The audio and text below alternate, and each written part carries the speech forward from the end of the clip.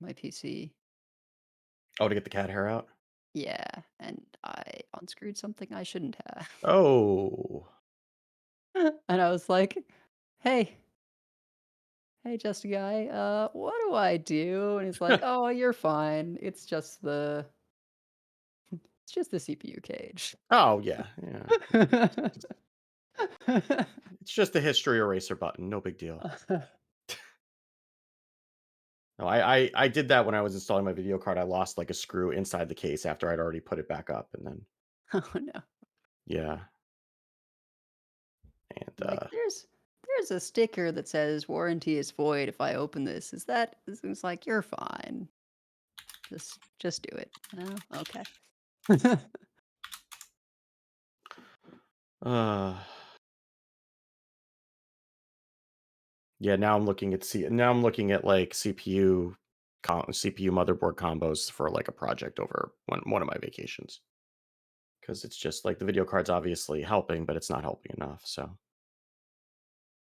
but, we just signed a whole bunch of checks for the B'nai Mitzvah, so Right, yeah. yeah.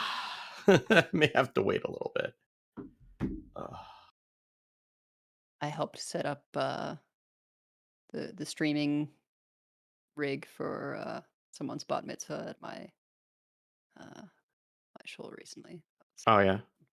Yeah, when we did it in for my oldest in 2020, because that was, like, full on, like, hardcore pandemic times, and so, like, they didn't it was just, like, us and my parents inside the synagogue, and they had, like, a whole AV setup, like, with screens facing us so we could see everybody in the Zoom call and, like, 2 sets of screens, and yeah, it was like a whole production. Now I don't know that they're doing quite as much, but I guess we'll find out in a couple weeks, so which is kind of terrifying. It's in a couple weeks. Ugh.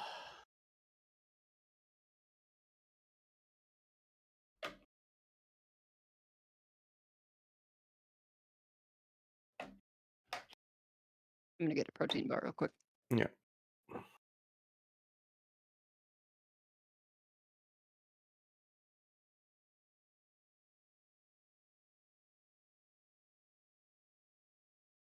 Okay, no, that's the right thing, and yeah, my voice is going. Okay.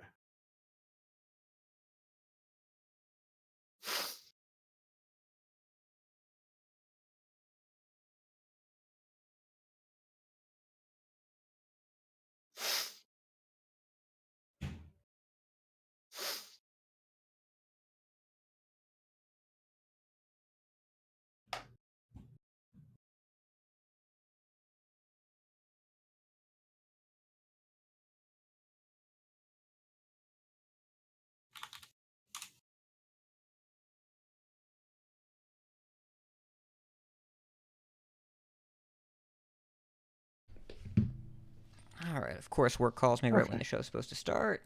I don't know what that feels like at all. Yeah. Hi, chat. Hello.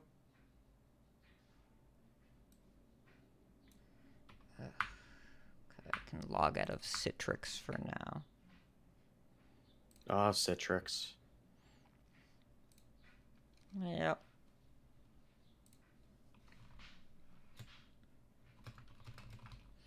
Thank you so much for the sub, Doge. Thank you for all you Edelweiss gamers that are hanging out. I gotta make some tweets. Should probably update OBS too. I was gonna do that and then I didn't.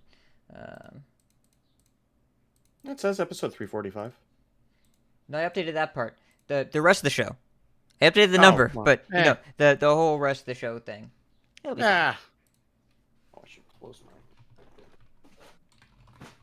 I see that some others have been initiated into our favorite remote application solution. I mean, it's better than nothing. On occasion, but it also gives you the illusion that you can effectively get work done when you're not at the office, and sometimes that's not the truest. Yeah. Well, I mean, all my work is done not at the office, so I bet you don't use Citrix. well, only for the application I support, but I don't actually have to go into it all that often anymore. Because I'm very I don't have jealous. time. That's something that I would do outside of a meeting, and that time doesn't exist. So Yeah, Yeah. Trying to think of the last time you weren't in a meeting. Some Yeah. say that you're in a meeting to this day. You do meetings I might for be in a fun. meeting right now. I You might be do in a meeting meetings right for fun after this, work. that is true. You're not wrong, actually. Which is kind of scary, but let's not dwell on that too much. We're not really dwelling, but it is fun. It might go into an existential crisis if we think about that too hard. All right. So where are we? We have some other protein news. bar and Oh, yeah. Ovaltine. Yeah. Oval Oh, protein. Adel, I don't know if you knew about this or not, but I figure, given your weeb tendencies, I feel obligated to inform you that there's a Ni no Kuni MMO now. Oh no. No, No. absolutely Nope. not. I do not touch MMOs. Okay. Smart. Very tentacle. My daughter had well, she found out at about the same time I did, so I guess we're gonna find out if it's anything. Yeah. But yeah. I think the one I've come closest to playing is Lost Ark because Tom Locke plays it. Yeah. But It's on PC too, Doge. It's not just a mobile MMO. I'm not gonna. Yeah. Can't do it. I tried Lost Ark. I couldn't. I didn't even. I stopped playing Genshin because I'm just like. Yeah. it's MMO gonna be too adjacent. much. Yeah. It's gonna be too much. Well, also, if you have any sort of storage constraints on any device, then Genshin's a bad idea. If I played Genshin, I would have to make Genshin content because otherwise I. And that gets expensive it very wouldn't work. quickly. That is not a good return on your investment usually. Yeah. Because that game, if you want to put money into it, it would be no. It would that be free. that game is a gotcha. That is what that is. Yeah. It would be free to play content. Yeah. Yep. Okay, I'm gonna get some water and then we'll do podcast. Great. I did have a cotton candy blizzard tonight, so I'm hopped up Again? on sugar. Yes, again. Yes, again. Well, because I had to pick up oldest from her volunteering job at the library, and Maureen had to take the twins over to the synagogue for a rehearsal, so we were on our own for dinner. So I said, "Well, do you want Dairy Queen?" And I know that that's not going to get a no. So so yes, I had another cotton candy blizzard.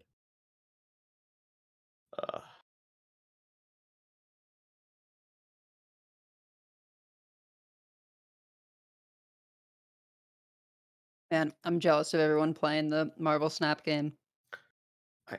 I don't know what's wrong with me that I'm just not excited about it. I don't think anything's wrong with you. Like, I mean, I if you're signed not, up. Yeah, I mean, I if signed you're up for the not beta super because into Marvel, like, I'm not into Marvel, and like it feels like Speed Gwent from what I looked at. Maybe I didn't watch enough streams, but see, that sounds like crack to me. That sounds amazing. um, I don't know. Maybe I Gwent, just have enough games. Gwent might remain my favorite of the digital card games. Yeah, I didn't particularly care for Gwent. Again, before they made all the patches. Well, right? yeah, before they Very ruined it. early Yes. Gwent. Yeah. Though I did also install the TFT PBE last night. So. Oh my. Oh boy. Yeah. Yeah, that was fun. That'll keep me out of trouble for a little while. That and the Heroic Brawl Sim will keep me out of trouble. Okay. I think I have everything I need to start the show, and then we'll just figure it out. We'll just figure it out as we go. News is light. I'm not. We'll gonna just wig dig it too deeply. Oh wait, there was one thing that I saw today that I did want to put in the news because I didn't know it was a thing until I saw it was a thing.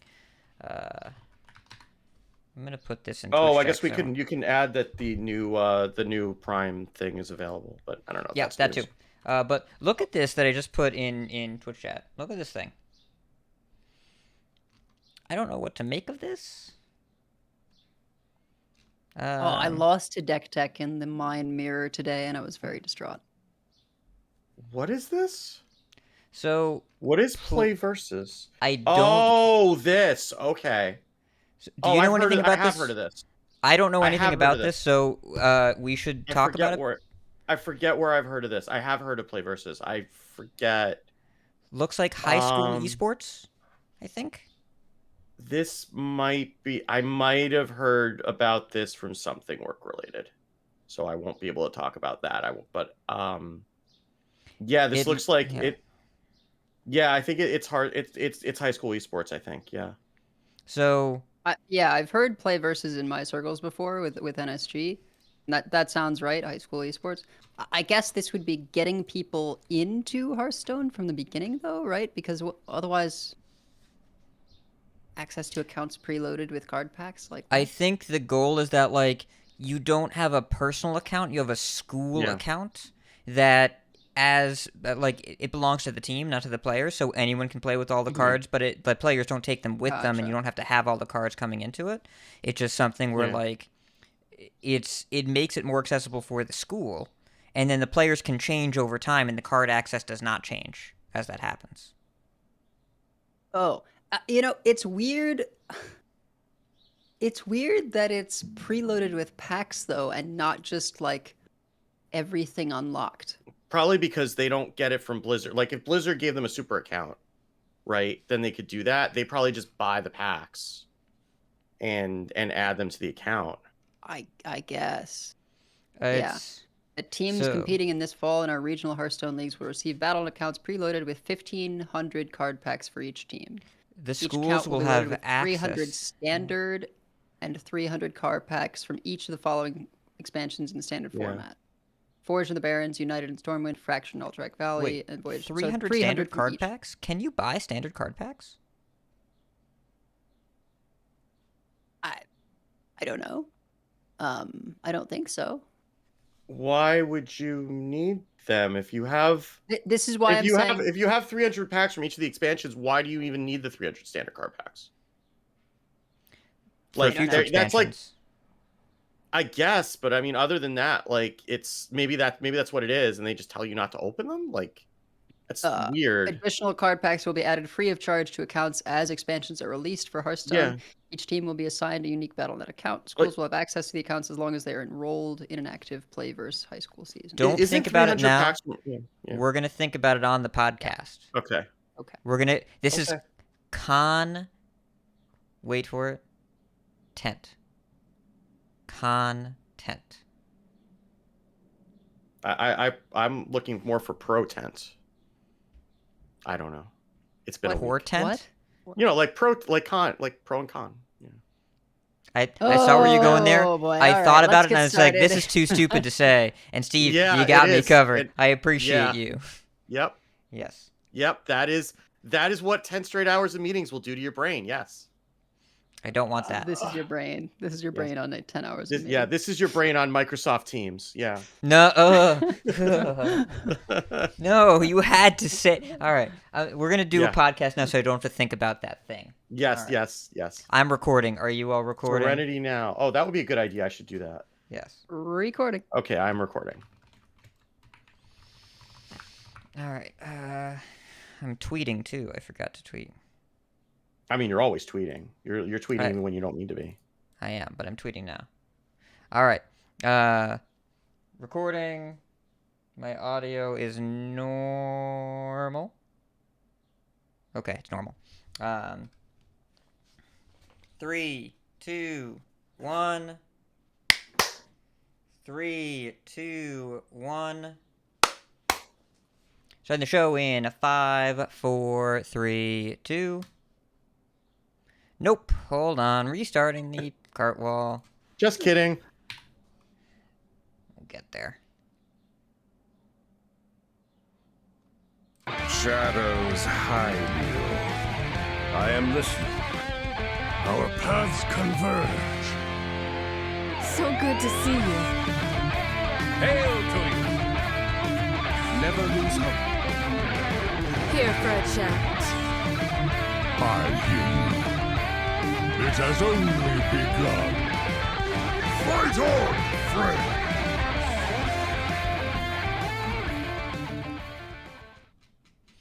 Hello and welcome to episode 345 of Coin Conceit, a Hearthstone podcast dedicated to making the competitive side of the game more accessible to you. It is Wednesday, May 25th in the evening. Wednesday because I am traveling this upcoming week, and by this upcoming week I mean tomorrow, and I can't record a podcast while I'm traveling. Maybe I could, but I'm not gonna.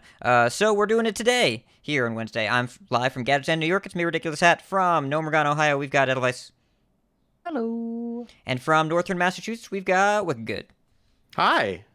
We've also got you where you are, listener. Thank you so much for being here. And we've got some patrons to thank: Mixclouds and Pescatarian for their pledges, and then Panda for upping his pledge. We thank these people on the bonus episode that we just recorded this past weekend. It is about Battlegrounds. Unfortunately, there was some audio stuff that happened. So the episode is salvageable. I got to put the work in, and I won't be able to do that till I get back from my trip. So you will hear an episode of BG's.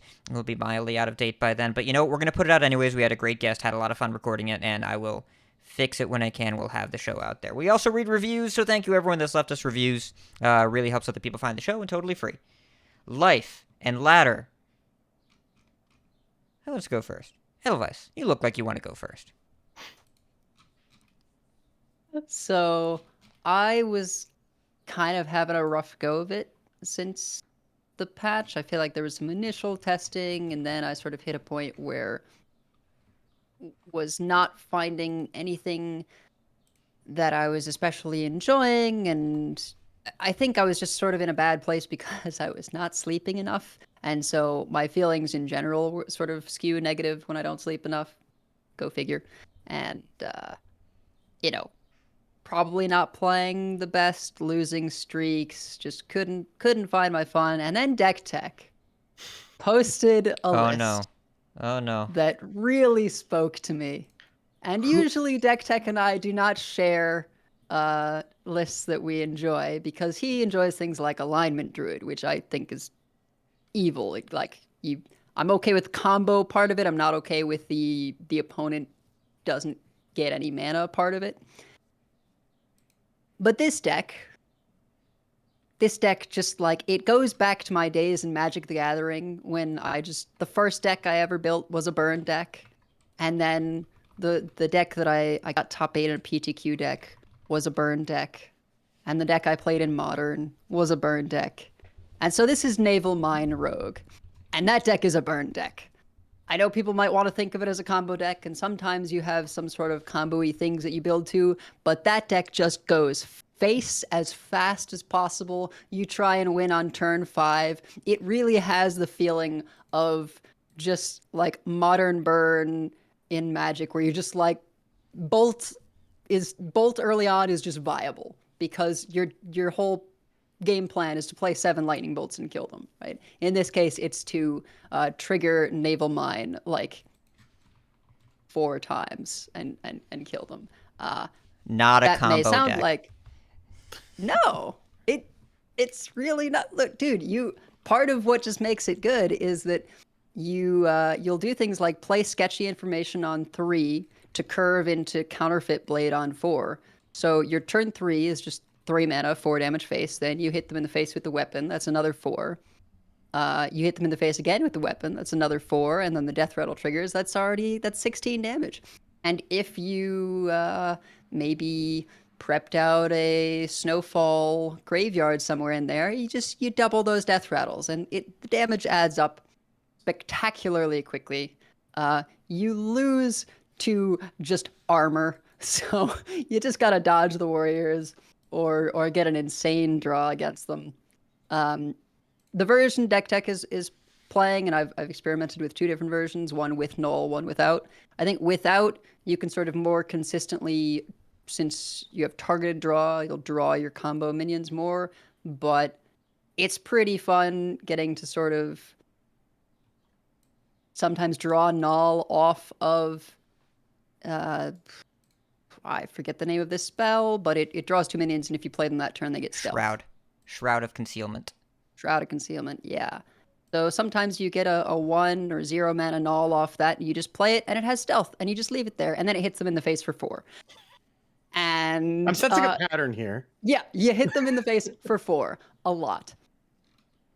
I added a Reconnaissance because I guess that's something. The 30th card is kind of weird.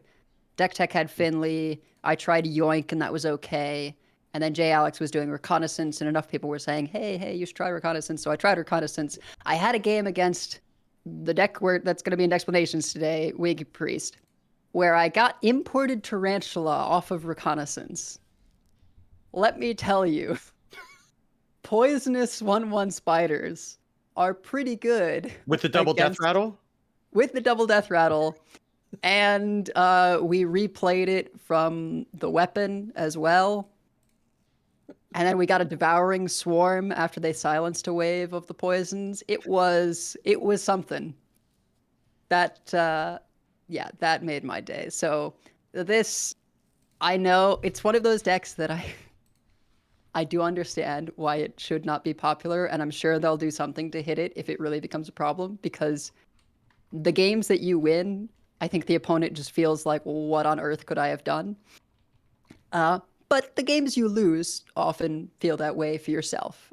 Not necessarily. It's just, it condenses all the decision making into like 5, maybe 6 turns. So you have this just insane early game of just like, oh, well, if I had done this, would that have been better? And my games were average 5 minutes. I have a ridiculous amount of data from 1 day of streaming because the games take no time. I guess my average has gone a little bit longer, but it seems like... Oh, wait, no, this is...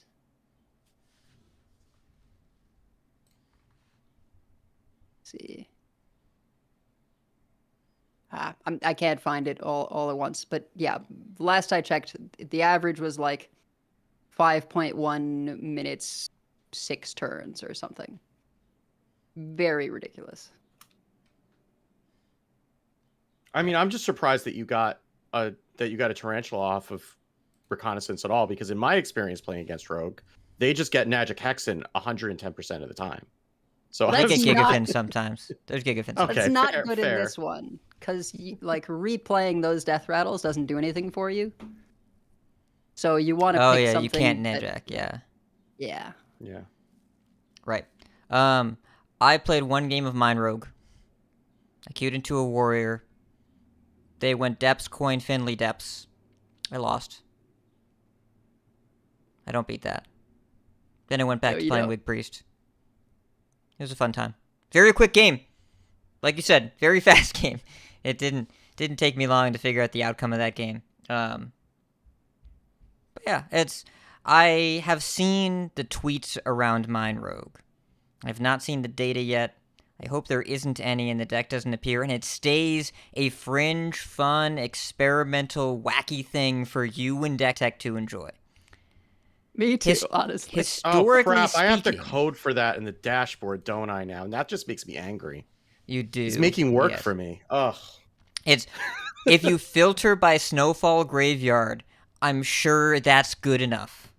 I think that's going to Probably. be That's- probably some of the easiest deck classification I've ever had to Yeah, do.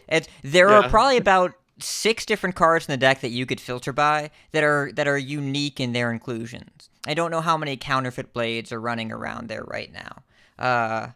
What sketchy information? You would be surprised at some of the stuff that shows it up in other class buckets. You would be surprised.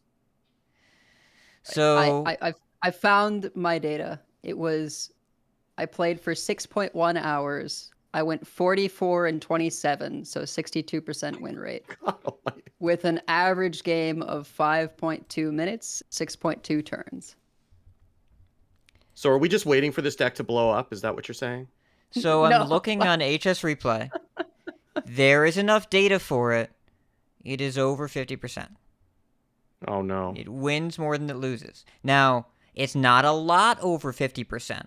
At Diamond through Legend, the Deck Tech deck list with Finley is at 52.5%.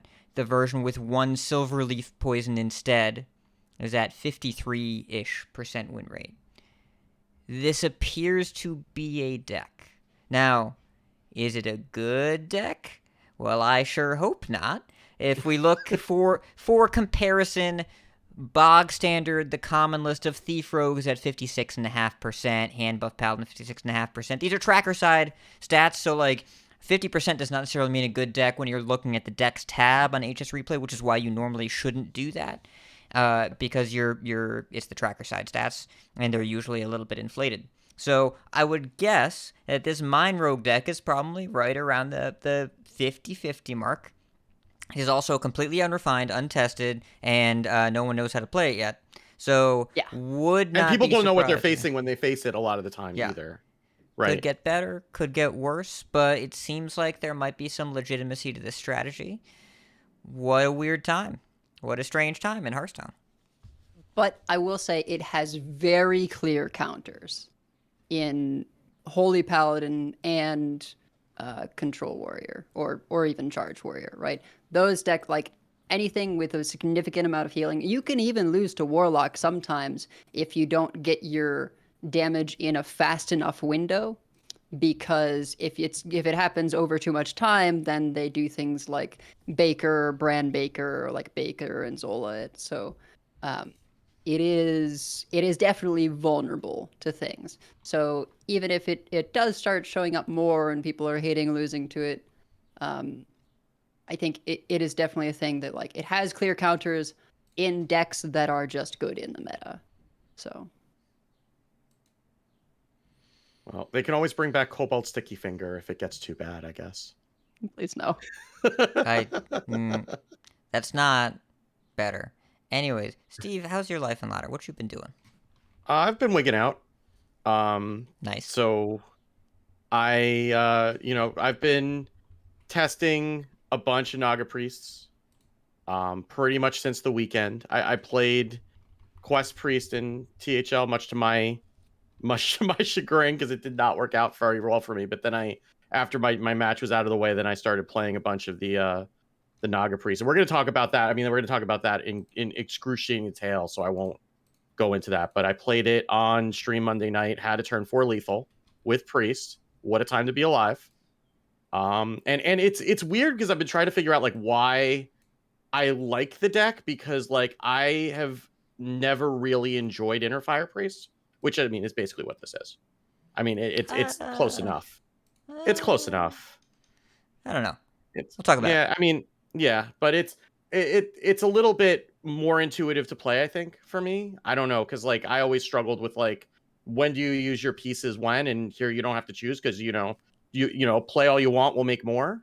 So but it's surprising to me like how many matchups it can win. It also can just fall on its face and beat itself sometimes, but it has like a puncher's chance in almost every matchup, aside from maybe like Big Beast Hunter's kind of a problem.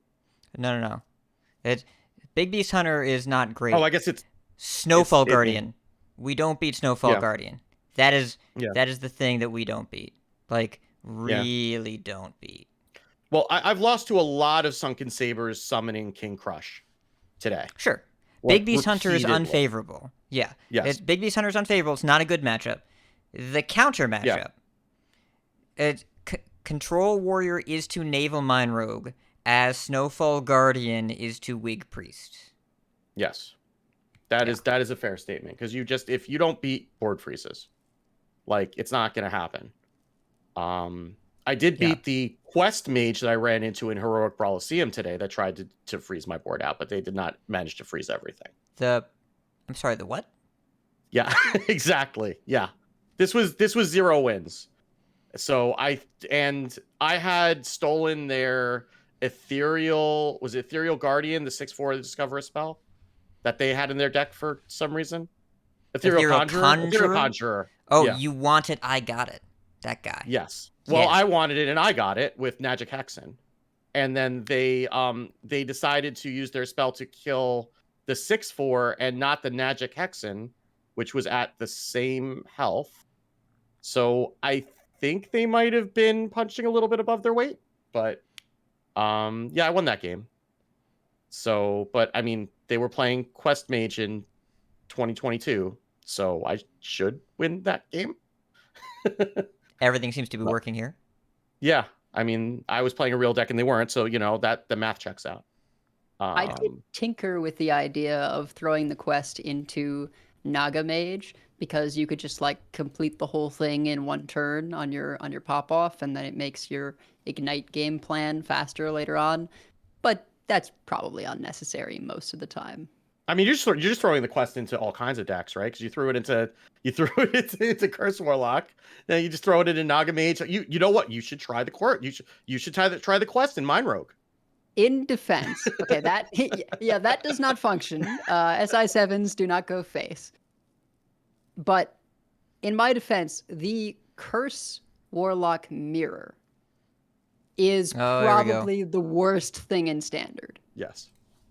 It is so miserable and so long. And a lot of thinking. I have heard tell that apparently a great thing to do is go like Bran School Teacher to increase your odds of hitting Seeds of Destruction, which shuffles the portals into your deck, because you sit on 10 cards and never draw anything. So you just win in fatigue. You're like, I mean, I like a good control mirror. You're beyond where my level is at. Because that sounds miserable. You said you like a good control mirror. That's not what she is describing. That is not what is being described here. Because it is so unlikely that you present enough threats that actually matter in play. Like, it's inconsequential to remove them typically. That you just end up in a situation where it's just like, yeah, it's not worth it for me to play anything. I'm just going to burn cards off the top of my deck and just win in fatigue. So, yeah. That's a good use of 20 minutes. The quest line says, hey, guess what? This mirror, I win. Because if they play any curses, they advance your quest.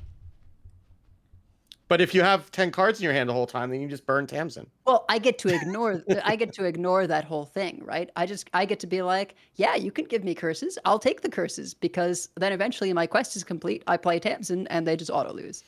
So that is me. This is how much I dislike mirrors, right? That I'm willing to run a card that I mulligan away against everything not Warlock, just so I just don't have to deal with that. How did we get here? I don't know. How did we get here? See, this is what happened. Like, Demon Hunter was protecting us from all of this. Drekthar was actually the load-bearing card that was protecting us from this level of nonsense. You can protect yourself from this nonsense by playing other decks that, like, just put a Galvangar in your deck and then you bypass this entire circumstance. It's very easy to fix this problem. Yeah. Also, I'm glad that these kind of problems exist if you want them to. If you're someone like Edel or Deck Tech that likes the weird. We can really embrace the weird right now. There's a lot of it going on. There's some very goofy board states. The entire Dexplanation section, every matchup has some Najak Hexen target, which, by the way, excellent as a 4-mana priest card. I know people haven't seen it that way. Every matchup has some kind of goofy Najak target that sends you straight into the Twilight Zone. And as a preview, my favorite is targeting Spitelash Siren, which is very good when you have Serpent Wig. Very, very good. Because you go Naga spell. What if you always had a spell? You don't even have to say it out loud at that point. You're just going to do it. It's going to be fine. And Naga Priest players have built inherently the skill set that you need for Naga Mage, strung out over multiple turns. That skill set is there already. You don't even have to go looking for the other spell. It's always on the far right. It's the yellow one. It's that one. Play the yellow one. Just don't play it with a screen. Yeah, unless you're killing them. We'll get to that. Yes. It's later. As for me, for Life and Ladder, I have been playing the following things. My job. By far the most demanding thing right now. Wig Priest. Some other stuff, but mostly Wig Priest. Been trying some other things, like, there's a lot to do in Standard right now. None of those things are Demon Hunter. Don't try it. I tried it. Don't.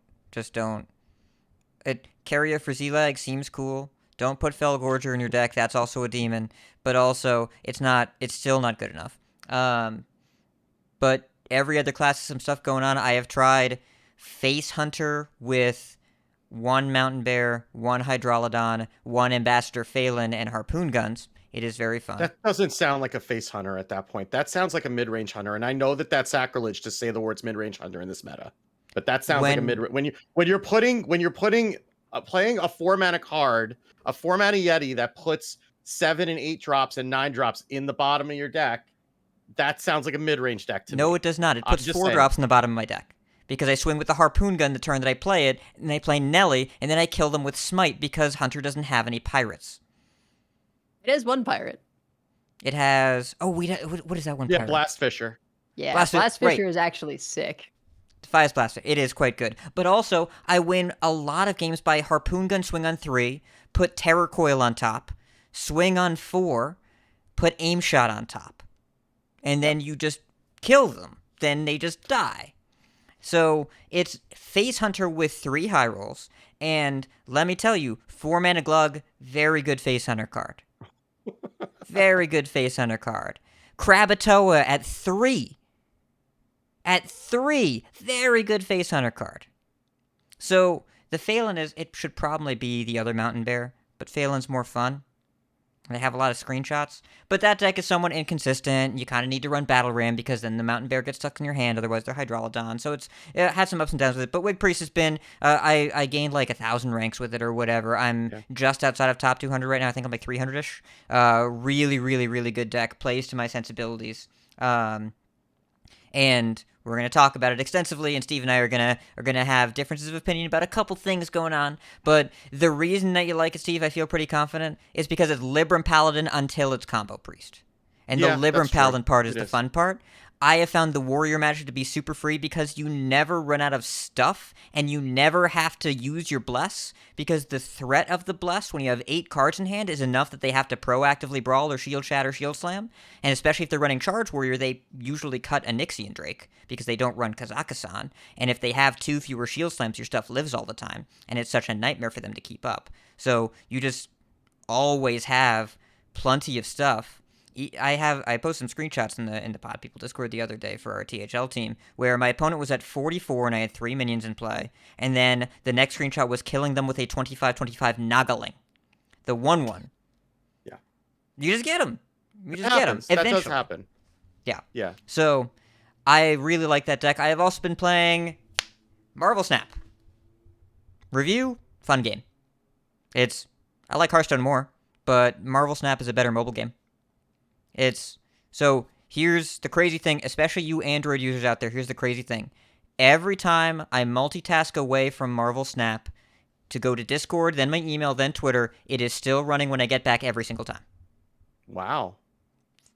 It is much lighter than Hearthstone is, where I can tab out of Hearthstone for 3 seconds to check a tweet, and it has to restart. Snap never has to restart. I have never had it restart on me, unless I swipe it away on purpose. It is portrait mode. The games are on average 3 minutes, very rarely more. They have a fixed 6-turn limit. Very pretty. It is perfect for commuting. It is a perfect commuting game, and I do over an hour of commuting every day on the train, so Marvel Snap has been really nice. I like Hearthstone more, but Snap is a better fit for mobile. I'm going to play it. Yeah. People have asked me, are you making a podcast about it? Absolutely no. Absolutely not. I'm specifically avoiding content creation for that game because I want to play it like a game because my time is so incredibly overburdened right now. So I am avoiding any content from Marvel Snap. But you know what I am doing? Picking it up and playing it. I mean, it's nice to have a 3-minute game here and there. Super quick. Don't have to worry too much about it. And especially early on in the beta, playing against mostly bots, I don't gotta worry about nothing. Don't even gotta think that hard. It's 12... The decks are 12 legendaries. Everyone has 12 unique cards in the deck. Deck building is actually kind of fun because I just go through and I just pick the 12 cards that look kind of cool, and then the deck is done. There's no worrying about numbers or mana curves or whatever. Like, there are even some cards, the game goes to 6 mana. There's a card, America Chavez. You draw this card every time on 6 and never before. Cool! I only gotta put 1 6-drop in my deck. I mean, So, yeah. 3 minutes is also good for commuting because like you generally when you commute, on the train, like when you're going to disconnect. Yes. And so you can kind of plan around that. Like, okay, well, I'm coming up to the tunnel. I should probably not start another game, but you also don't have to worry about queuing into a Control Warrior mirror and then Yeah. disconnecting right before you have lethal. The consistent game length is a really big deal. The portrait mode is a really big deal. The lightness of the app is a really big deal. The gameplay is fine. Like, it's not bad. It doesn't blow me away. It's kind of cool. You get to do some cool things every so often, but it's low friction.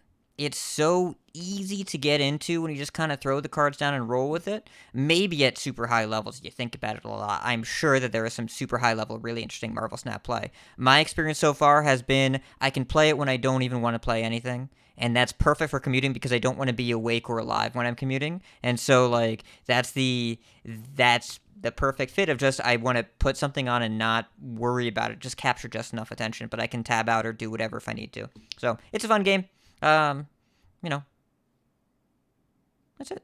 Well, I'm excited for when it goes up for everyone because I'm really into Marvel, so it'd be pretty sweet to like get to play with all these characters. And from what I've heard, it sounds like it has some similarities with Gwent, which probably Yes. remains my favorite of the early days. I really, in terms of gameplay, it might have been. Yeah, I described it in pre-show as Speed Gwent, Right. which at least from what I've seen. Yeah, So. it's Gwentish. Gwent adjacent, maybe. Yeah, something like that. Yeah, I played a bunch of Gwent. I see where the comparison is coming from. I don't have a game that I would really compare it to all that closely. Lost Cities, maybe. Have you played like Rainier Kinezia's Lost Cities? I don't think I haven't played anything enough to know the name of it. Yeah, it's a card game and it's also there's a mobile version. And I think that might be I haven't played in a long time, but I think that might actually be a better because then you have like columns where you're trying to get the numbers to go above your opponents and stuff like that. So it might be it's not nearly as dynamic because it's a physical card game that doesn't have like randomness, that kind of randomness built into it. Yeah. But I don't know. It's a fun game. I don't have a good base for comparison. I also don't feel a huge pressing need to get one. When you can play it, listener, you should probably try it. Some people will really, really like it. I enjoy it. It doesn't grip me, but it doesn't need to. It's a fun game that I've been playing since I got access to it, and I plan on keep doing that. And when I'm sitting at a computer, I'll probably play Hearthstone instead. But we'll see what happens. It's fun. All right. But we should talk about the news. There's a little bit of that today before we get into the pre-stuff. Let's go. Gadgets and Gazette always gets the scoop. Okay, so the news, mostly BG's related. In fact, I think entirely BG's related. First of all, Nagas are no longer offered in every BG lobby as of right now. And second of all, you might not notice them if they're in your lobby starting tomorrow, because Stormscale Siren, the 3-star turned 5-star that plays your spellcraft spells, you play your spellcraft spells on your Naga at the end of turn, they had to rephrase it, is going away. And the developer comment, the combination of Stormscale Siren and Tide Mistress Athissa resulted in Naga warbands that scaled too large too quickly. We'll be playtesting changes to Stormscale Siren internally in hopes that we can find a version that we'd be happy returning to the minion pool in a future patch. So this is not getting Friend of a Friended, where it's just sent off to wherever, never to be seen again.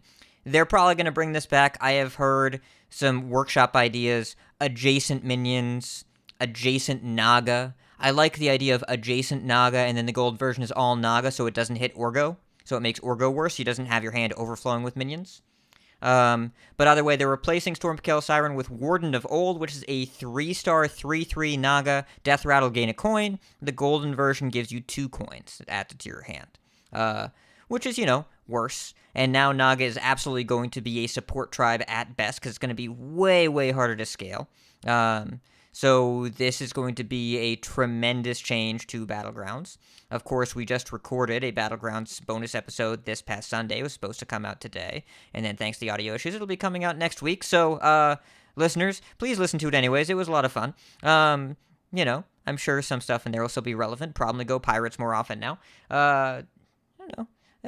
What are our thoughts on this? So, I watched a dog video recently where he was playing Omu and did the whole power level thing, hit the Orgazoa discovered Siren, and it was just, ridiculous from there. He ended the game with 2 golden Sirens. He was just getting a full hand at the end of every turn from the Sirens activating the Orgazoas, and just like repeatedly, discover Naga, play all the spellcraft things. The snowball that Siren represents in that kind of thing is just too much. And I think, as you say, there's a way they can bring it back where it'll be good scaling, but not just like crazy you in the game. And I think that there's still, this will be an interesting way for them to evaluate Naga without Siren and see like where things can be touched, adjusted. I think folks might be surprised at perhaps what they can pull off. You might not want to do Naga unless Quilboar are in the lobby now, because blood gems are one of the ways that you can keep activating the Athissa. It's quite powerful when you're rolling through and you go buy the Quilboar that gives you 2 blood gems, sell it, and then you play those 2, and 4 of your Naga get buffed twice. That's +10 +10 of stats just for the blood gems you got there. So I think you'll still be able to do something, but it's not just going to be this power level to 6, hit the Orgazoa, hit the Siren, win the game. Yeah, maybe like Lord Barov is a good hero for it now because it puts the 3 coins in your hand. When you gamble correctly, like that might be something you could do. But yeah, people have been complaining about Siren since day one. Sottle was complaining about Siren right after the patch. It shouldn't. If it's still a high roll at 5 and it still scales that hard, then there's a problem, right? We have high roll minions that you hit. It should take a little bit more work than that to get it to go off.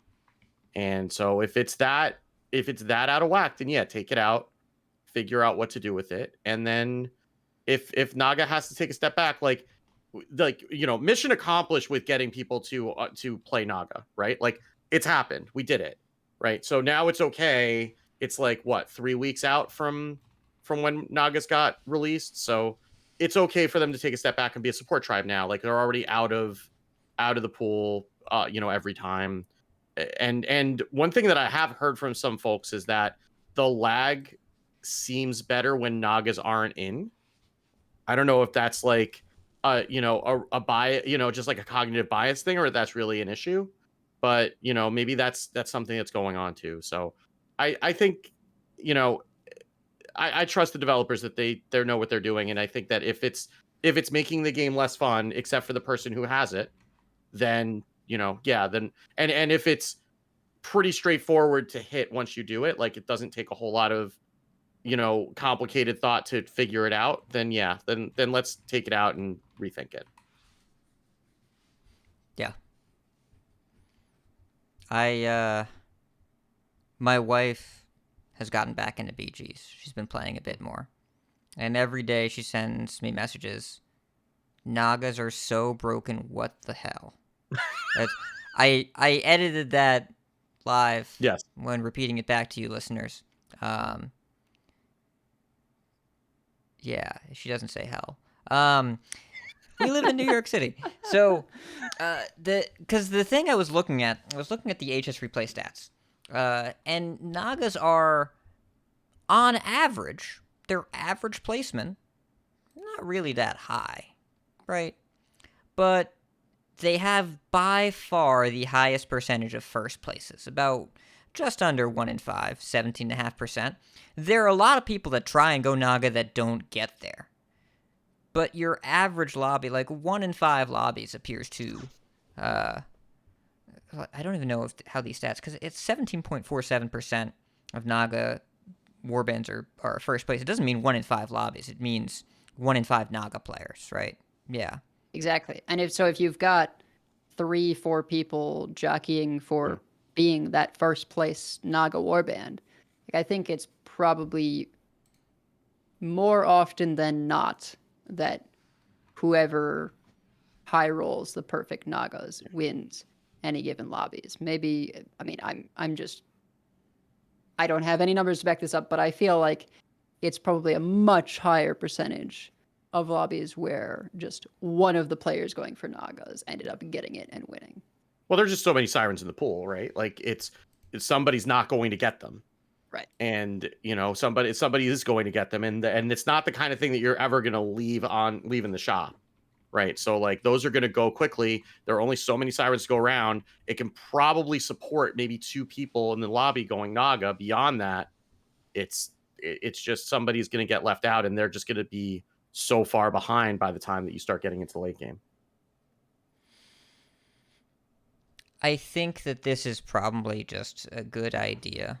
And even if it means that Naga are truly a support tribe, it's the dynamics now are.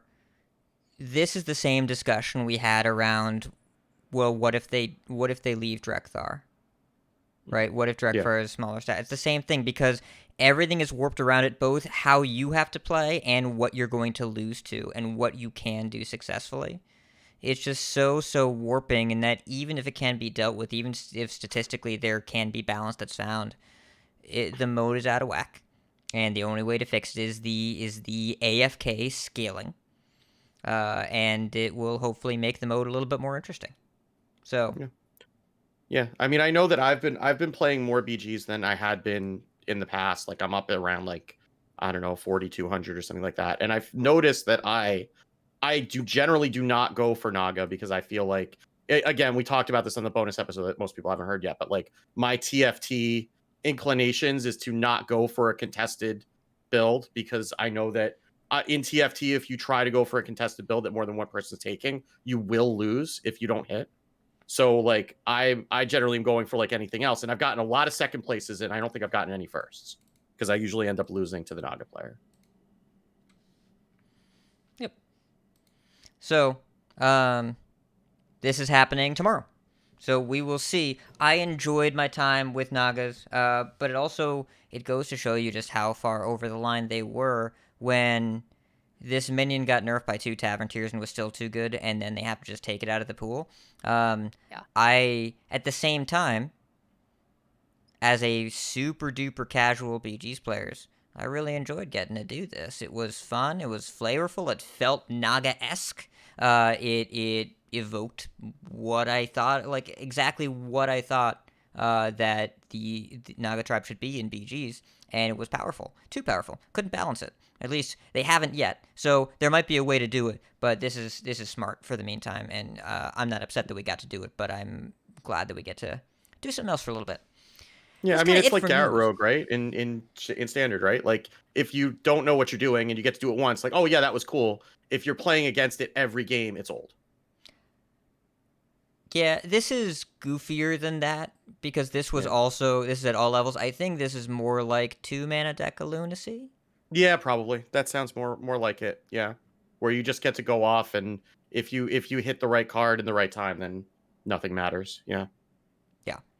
It's some people really like the Deck of Lunacy experience, and you got some crazy games out of it, and it was wacky a few times, and then when it stopped feeling like a tavern brawl and you realized it was the format you had to play all the time, then it stopped being interesting, they had to get rid of it. So Nagas are staying in, but they're going to be drastically changed by the lack of scaling here, so I'm really curious. So yeah. Well, that's all that I can think of for news so far. There's a lot of, like, rumblings about this whole week has been tweets around mini set timing. A lot of people are tweeting about mini set timing. We don't know anything. I'm still planning on Tuesday, June 7th, but there has just been a lot of discussion around it. I don't really it's not news, but people are talking about it, so I guess we should talk about it. I mean, I'm guessing it's going to be a week before Masters Tour, just based on how That things have Tuesday. played out. That Tuesday every time. Yeah. Yeah, that's it. I mean, just look at when the Masters Tour is. Just go back to the prior Tuesday. That's when they're going to release it because why should the competitors get to practice? So when is the Masters Tour? Is June 12th to 14th. There you So, go. okay, There I you was go. There predicting it the is. 7th. I was predicting the 7th, which means it will be 5 days. Okay, I'm Yep, sticking with that'll that. do it. I'm sticking with the 7th. Just set your watch to it. Yeah. 5 days before, yeah. It's going to be, what time zone is this? I think this is European. It's EU. It's EU. Yeah, okay. Because it's 8:15 a.m. Eastern, 5:15 a.m. Pacific here, which means that's what, in Central European, I think that's 5 hours ahead of us now. So that's 1:15 p.m. That's kind of nice. Nice for them. Asia players, good luck, Asia players. Because that's going to be unpleasant. Also, Australia players, really super good luck. Yeah. They'll figure it out. Speaking of tournaments, let's speak of tournaments. It's the Grand Tournament!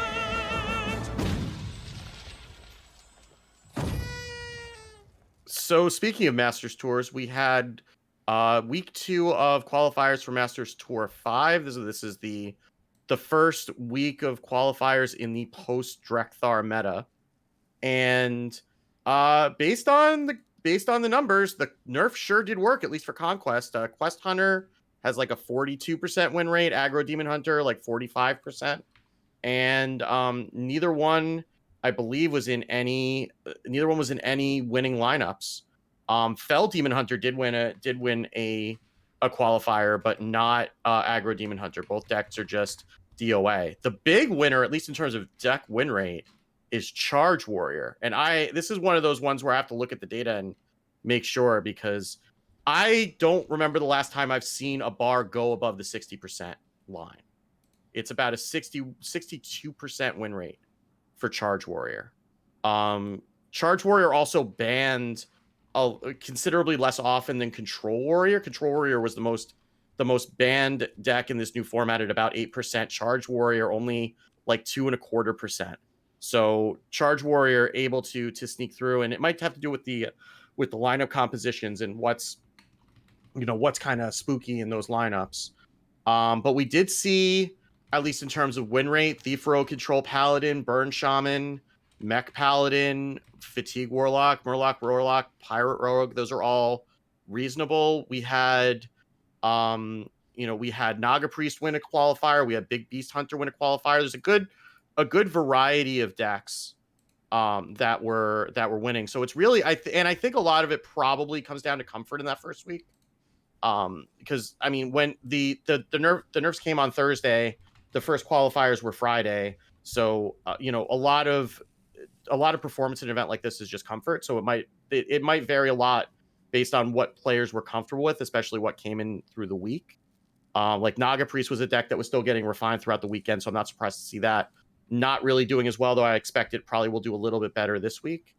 But generally, we had two main approaches to lineups.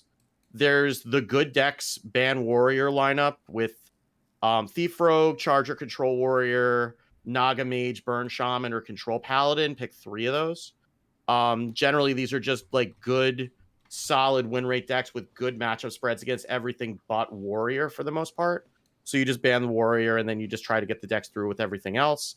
There was also a target Warrior strategy that started to come around, usually running one of the Druids, either Ramp or a Conjure Druid. Boar Priest won a number of qualifiers in lineups like this, Mech or Buff Paladin, and Curse Warlock was also pretty popular. So that's generally the way that you're going to want to build your lineups going into this weekend, is decide if you want to Target Warrior or Ban Warrior, and I think a lot of that's really just going to go around whatever decks you feel like you're comfortable with. So yeah, that's what it is. There aren't really any. We just have the last weekend of qualifiers coming up this coming weekend. No other events that I know of that are coming up. Just week 3 of qualifiers for Masters Tour 5, and then following that we'll have then it'll be the end of the month and we'll have ladder qualifiers.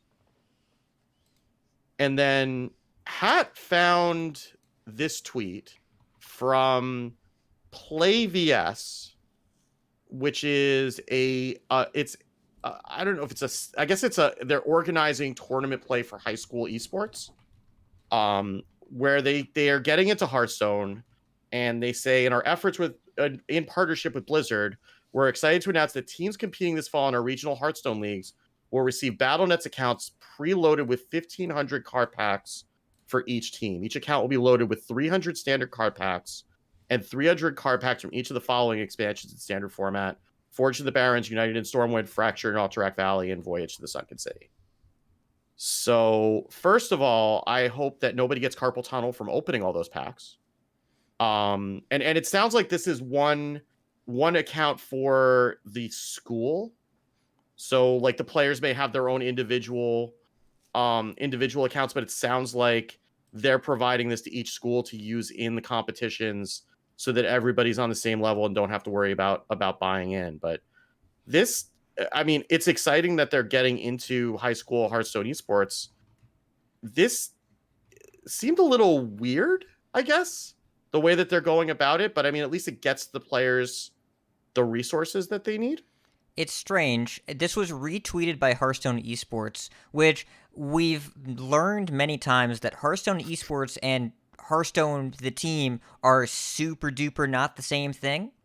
And it's entirely possible that super accounts are just like a different part of Blizzard than the part that can do this. But this is an account that gets granted to a school where they get packs but not all the cards. And access to the account is contingent on their continuing participation in play, whatever that is. High school esports, I am very distant from high school and not all that engaged with esports. So, like, this is the first I'd heard of it, but I saw Hearthstone Esports retweet. I'm like, what is this? It's strange that it's not a super account that has all the cards, but there has to be some logistical reason for it. Either way, I think it's cool that Blizzard is partnering and doing this sort of thing. That's the upside there is really, really interesting. It prevents it from being a collection-based competition, prevents participants from needing to worry about laying out money. It allows an account to belong to a school as opposed to a person. There's just a lot of upside here, and it wasn't what I was expecting to see, but if there's a way to have Blizzard partner with a school, collegiate, and pre-collegiate sports, this is the way to do it. So I like that a lot. So I did a little bit of Googling between right before the show and now, and it may not be all great. There's an article here about how PlayVS apparently charges the school $64 per student per season. So that kind of explains where the money's coming from for the packs. So these aren't like free packs that they're being granted. Included, but not free. A very important distinction. Yes. And they've apparently been contacting schools to stop hosting their own intramural games for Blizzard and Nintendo games. They have a partnership with Nintendo also. So this sounds a lot like the "don't call yourself a league" thing that was happening a couple years ago. But there are some accusations that they might be using these partnerships to kind of muscle their way into the high school esports community, because they have these official associations, but they're not actually like, it's not Hearthstone Esports that's doing anything. They're just basically, partnering to get probably a discount on the packs or whatever. So it might, I mean, getting high school esports is a good thing. This could be, it remains to be seen, I guess we'll say. Yes. So I'm a little familiar with Playverses because I did some work with them with Nerd Street in the sense that I knew we've partnered with them for some circuits, and I think in particular Rocket League is very big for high schools, because something you have to remember about high school esports is that since these are all minors, the things that parents prefer their kids to compete in are non-violent, right? So there's not so much of like CS:GO or Valorant or any of that like you would maybe have in college, even League of Legends to some extent. Yeah, the only So- FPS that they have listed is Splatoon 2, which is decidedly Yes. different. Yeah. Yeah. So like Rocket League, very big for high schools because it's just monster car soccer, right? Very, very chill. Hearthstone, I think it could be a big win for high school esports because it's, got a lot going on intellectually. But yeah, I'm a little confused by like, if you have a partnership, why isn't it just super accounts? Yeah. I guess there's kind of the, oh, well, it's really cool to open packs, but like, I don't know, that's going to happen day one. It's just a little bit weird that it's packs instead of, because the number of packs is still so high that effectively it's trying to give them super accounts, right? 300 packs for all of the Hearthstone expansions. I mean, I don't get that many packs, and I have all the cards. So Plus 300 standard packs on top of that to fill in whatever the gaps are. right. Yeah. Now it's going to be, the team will effectively share this one account. I don't know if the intention is that they'll play the sort of like you've got 3 people that make decisions, 1 person piloting, and of course you always are using this account that has everything. Could That's be how really Tesla works, interesting. right? So Right. Yeah. But I just don't know what the format's going to be. When it comes down to, are they kind of pushing people to not do their own thing? This is all very new ground. I mean, because it happened with colleges first, and that was still all very new, and trying to get people to form like any cohesive circuit has been quite the project. So I think things are just in even earlier stages when it comes to the high school level. So while on the one hand it might seem kind of scummy to sort of be like, hey, don't do your thing, do our thing, if what it ultimately leads to is a cohesive circuit that you can actually have a larger pool of groups playing together, because if you've got a bunch of small stuff and high schools just don't have that many people to play against, like that's not great either.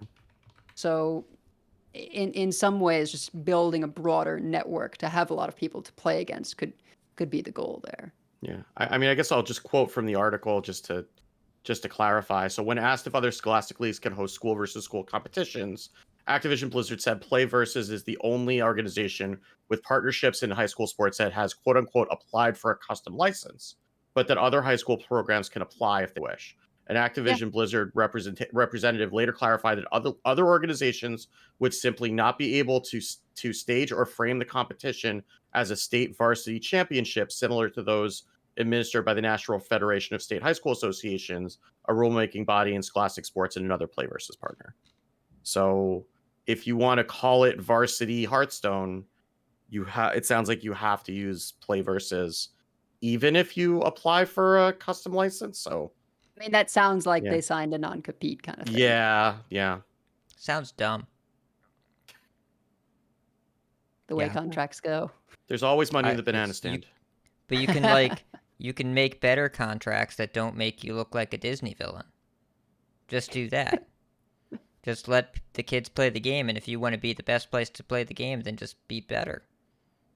I mean, exclusive contracts that lead to a poorer experience for everyone involved sounds like a Blizzard esports, way to go for the most part. So When you mentioned You the other esports contract was with Nintendo, already the signals, the Yeah. red flags Yeah, are yeah, just yeah, flying yeah, like a yeah. NASCAR event. Like, oh no, yes, Blizzard and Nintendo, because of Nintendo's acceptance of the grassroots esports scene. yes, Yeah, for those of Nintendo you, known for being a Goliath in the esports world. Yes, For those of you that are unaware, I am being extremely ironic. Nintendo is actively hostile to fan events around their video games, even though they don't sell their games anymore. It's stupid. Yes. It's an episode of another podcast. We're not going to talk about it here. Point here is it's not the compatriot you want to keep in the esports space. Anyways, okay. Well, this was very enlightening. It's not going to come up for me because I don't anticipate being in high school again. But I'm glad that you have the information. Okay. Moving on to explanations. Okay, so we're doing some live editing. We're doing some live editing right now. Hello, Edelweiss in the future. I am talking to you right now. There are a lot of markers because the tournament date for the I'm still marking this down. You can't miss it. The tournament date for the Masters Tour they found of June 12th, 2020, because Hearthstone doesn't know how to update their website. So you God. You type in when you Google Masters Tour. The top link on upcoming Masters Tour says Hearthstone Masters Tour John Kaping, June 12th. It is the second link there from the top. Silly me, I assumed it would be this year, not 2 years ago, for an event that didn't happen because of coronavirus. So, the date for that, there's not even a list of dates under the upcoming Masters Tour. Raw audio listeners, I find the Hearthstone Esports website to be poorly maintained. I'm saying it to you right now, Raw listeners and Twitch listeners. But if I click Masters Tour number 4, we're going to do a bit here. This is where you're going to splice back in. You're going to cut out all the things between now and the last marker. You're going to do all that. You're going to go back to about 42 minutes. 42 minutes from my recording. And we're gonna poop this back in. If you'd rather do the bonus episode instead of Edelweiss, you're welcome to do that. I don't think that you want to do that. No, I'm just going to keep doing the show notes and avoid all this nonsense. Oh, no. You're going to be involved because we're having the conversation again. Okay. So, we're starting from whenever the mini set is, whenever the Masters is, the mini set is right before that, all right? And then I'm going to look it up, and then we're going to do the thing, all right? Yeah, this is still going to be easier than the bonus episode, which is Fubar. It's the way I'm going to fix the bonus episode. I refuse to tell you until afterwards because if I tell you before, you're going to tell me not to do it, not to release the show. You're gonna re-record all your voice, aren't you? Yeah. Shut up, Steve. Quiet. It's only 90 minutes. All I have to do is listen to myself in garbled conversation and then say the same things in the same tone of voice over and over again. It'll be fine. It's just a little dirty. It's still good. It's going to be awful, but the episode is worth it, and I feel so bad that we tried to get Neha on for 6 weeks, and then it was only my audio and only my fault, so I'm going to put the effort in to fix it, and I'm so unhappy about it, but I'm going to fix it. I'm going to do it. Anyways, this is not part of the show. This is all, the amount of markers in here looks like a Crayola factory. It's just, there's a lot going on. All right. This is just the extra added value you get for subscribing to the Patreon to getting to hear all of this in the live audio. Do you consider this valuable? I'm entertained. Okay, I consider this tempo, not value. It's Slempo. Don't you start with me. And on that note. Okay. All right, so, and looking up the Masters Tour, it is June 30th to July 3rd based on time zone. That would be really late for the mini set, so it's got to be before then. We might actually have some time here because if we're targeting the 7th. Targeting the 7th means the 30th is 3.5 weeks later. So this is if it is the 7th, which is just again a projected date, and that means if there's a balance patch 2 weeks later on the 21st, they'll still have a full 9 days to test. That would be luxurious. Also of note, Masters Tour Vashir. I didn't pronounce that correctly, but that's where Lady Vash lives, and it's obviously underwater Naga-ish and was added in Cataclysm. Probably the mini set. Yeah, it seems like they spoiled their own mini set name. Yeah, sure does. So what I'm getting is it'll come out, there'll be balance changes, and the balance changes are going to be the Tuesday of the Masters Tour. That's what I'm getting from this. So that would mean, so the possibility there, if it's 2 weeks to the balance change, that would be 14th release date, 28th balance change is plausible, entirely plausible. I'd like to think that they gave it more time this time, but I have no reason to believe that other than hope. So I'm hoping. We'll see what happens. Yeah, I mean, or it just gets delayed, right? Like, I mean, everything's been kind of pushed back a little bit, and things happen in development, and fine, take your time. Like, we just had a big balance change. Like, we're still exploring this meta. Like, we're finding new decks.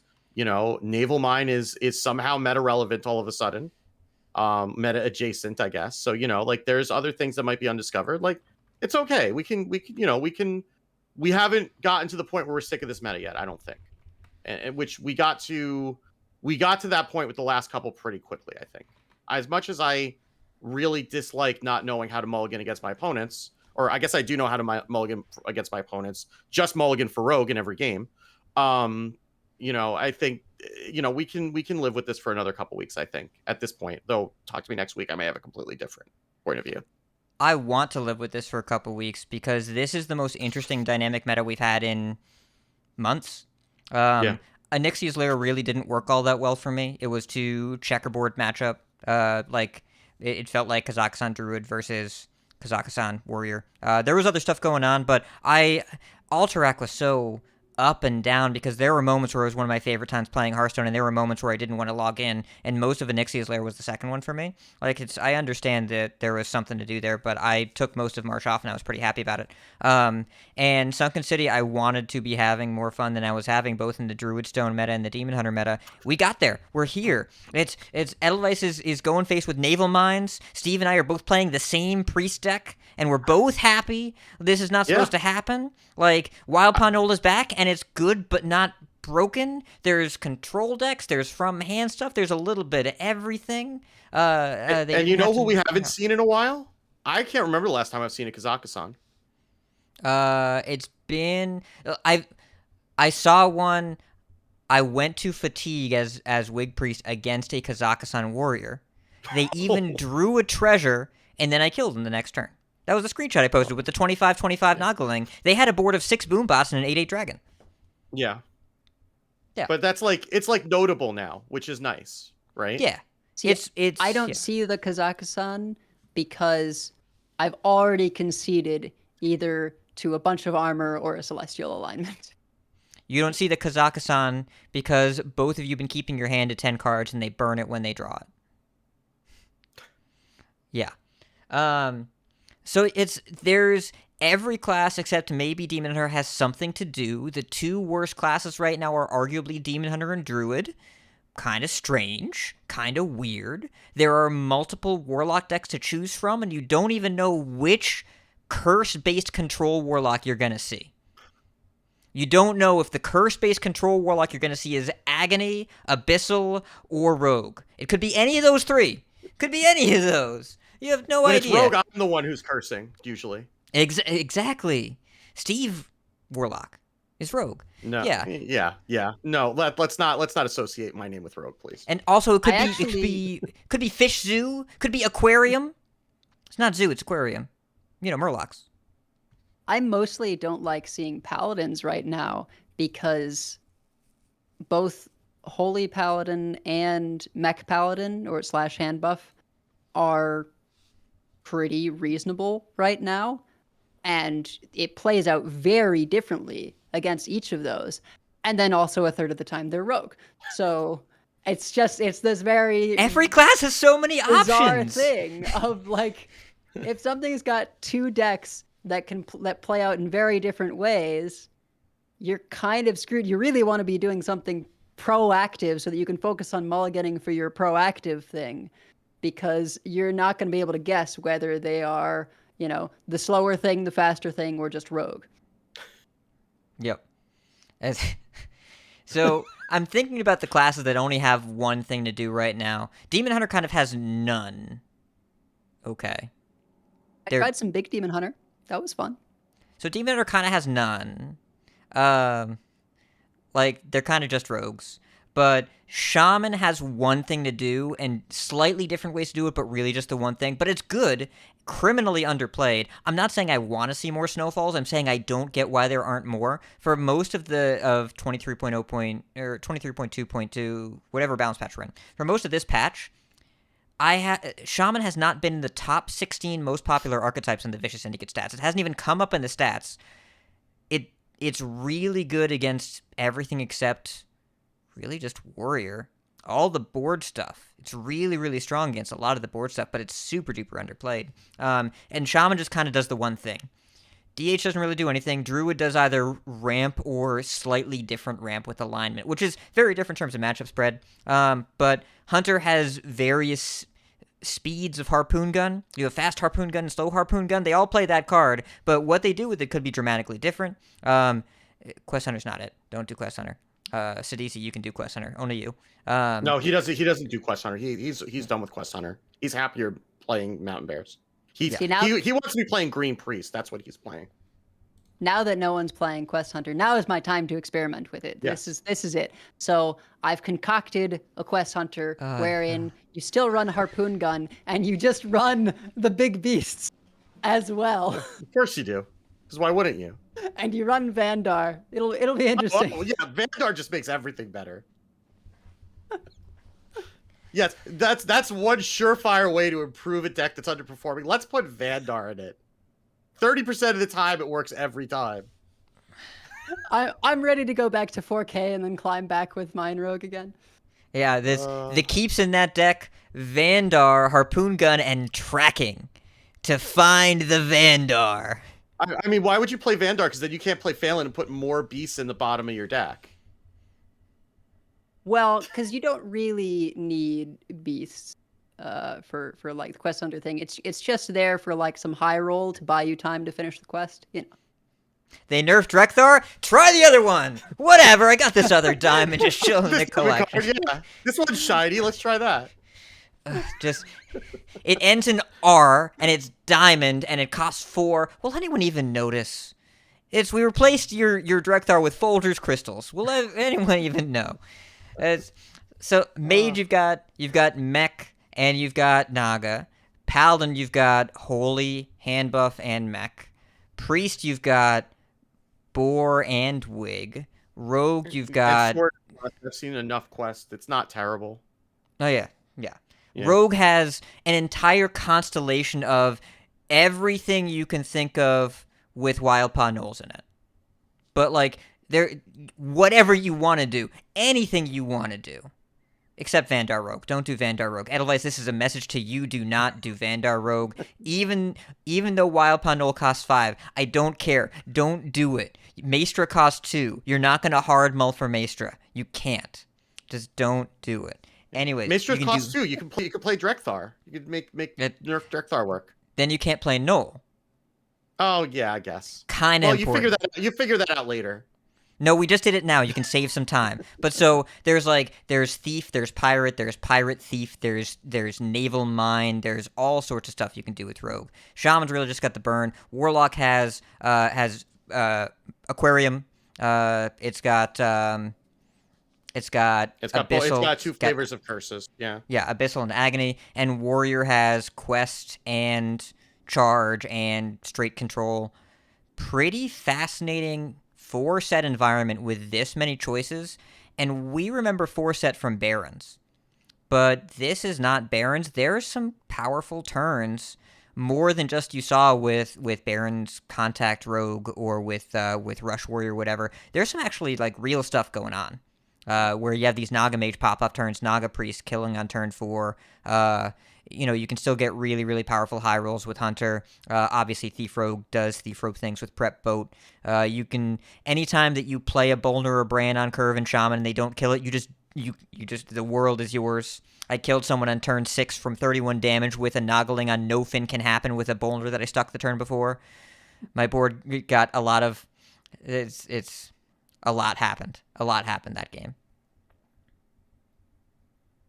Yeah. I'm kind of digging it. So I hope the mini-set is later. Yeah. Agreed. We'll see. I think there's enough to figure out here. And Still. speaking of there's probably a couple figuring, things that are uncovered. So speaking of figuring things out, hey, let's go figure out Wig Priest. Let's go.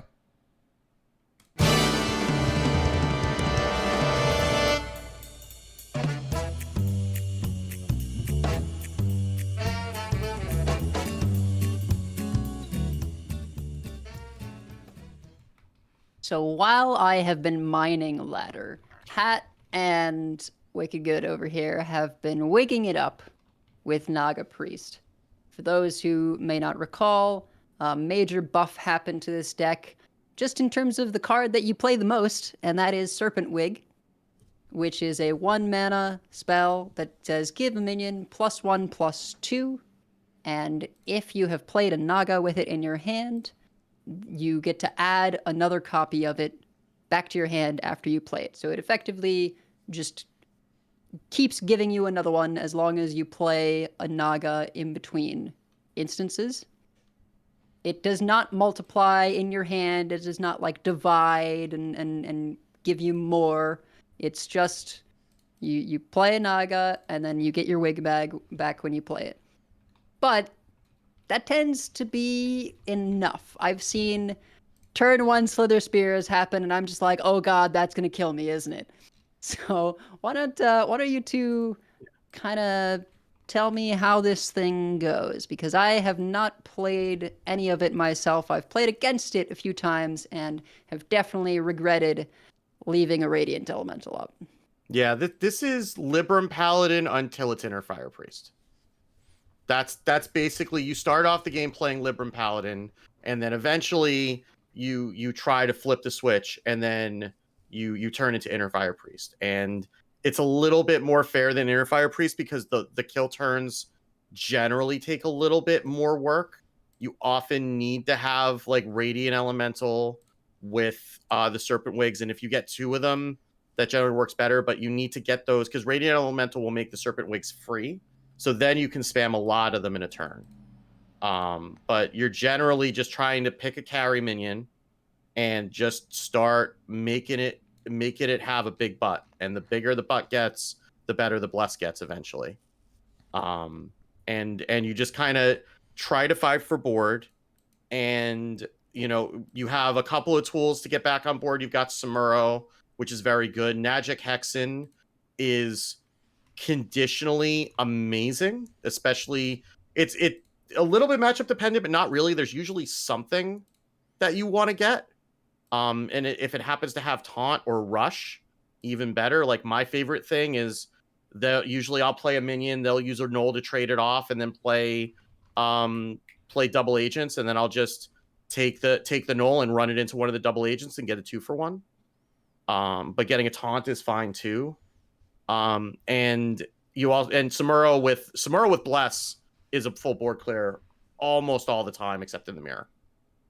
Sometimes the mirror gets a little bit weird that way. And you have school teachers to kind of find you other things. You can find you shards. It can find you Shadow Word Death. It can find you, a number of other things that can help you. Serpent Wing isn't quite as good off of that because you don't get the copy because it's never in your hand.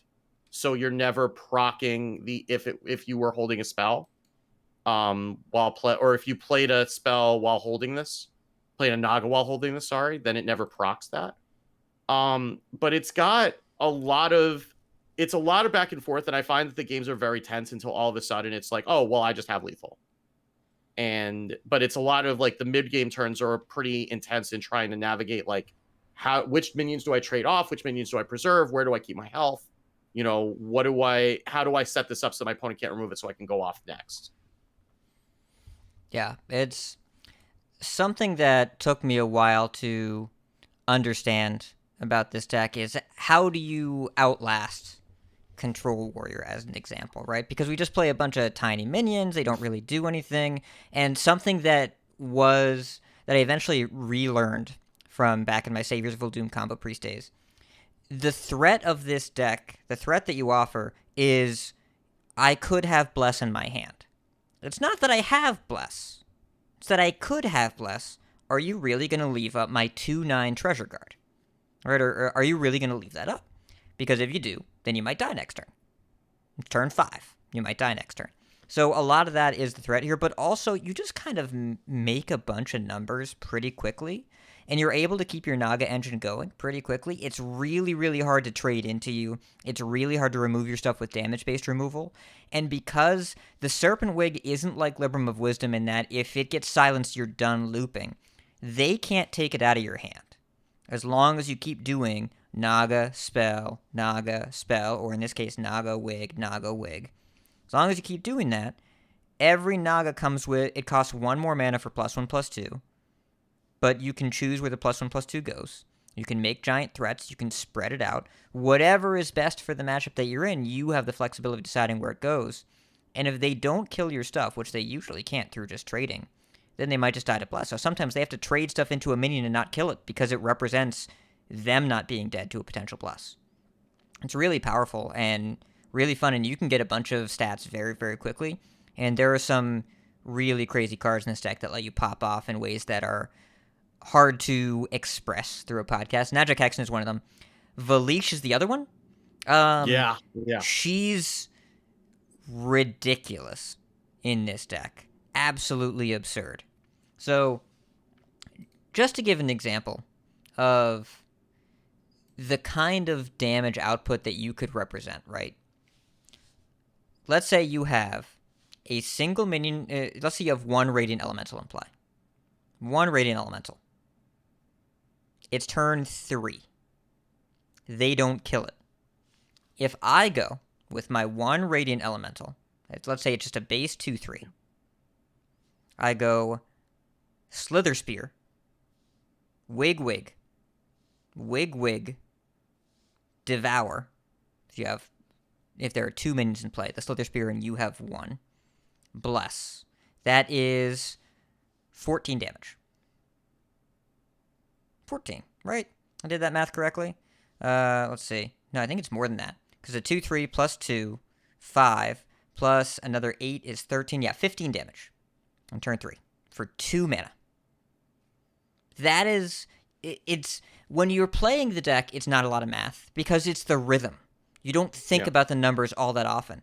But when talking about it out loud, that is 15 damage on turn 3. If I play a Radiant Elemental on 2, it lives. My hand is Slither Spear, 2 Wigs, a Devour, and a Bless. Now, it's a very specific hand. It's unlikely to happen. But you can threaten this whenever you have cards in hand. And because you get to slow play your cards because your Serpent Wig always sticks around when your engine is going, it's frequent to have a handful of stuff. Because your cards just go so much further than a lot of other decks do. It's unlike Hand Buff Paladin where you play your stuff out all the time. Your Bannerman is 1 mana or less and comes back to your hand every time you play it.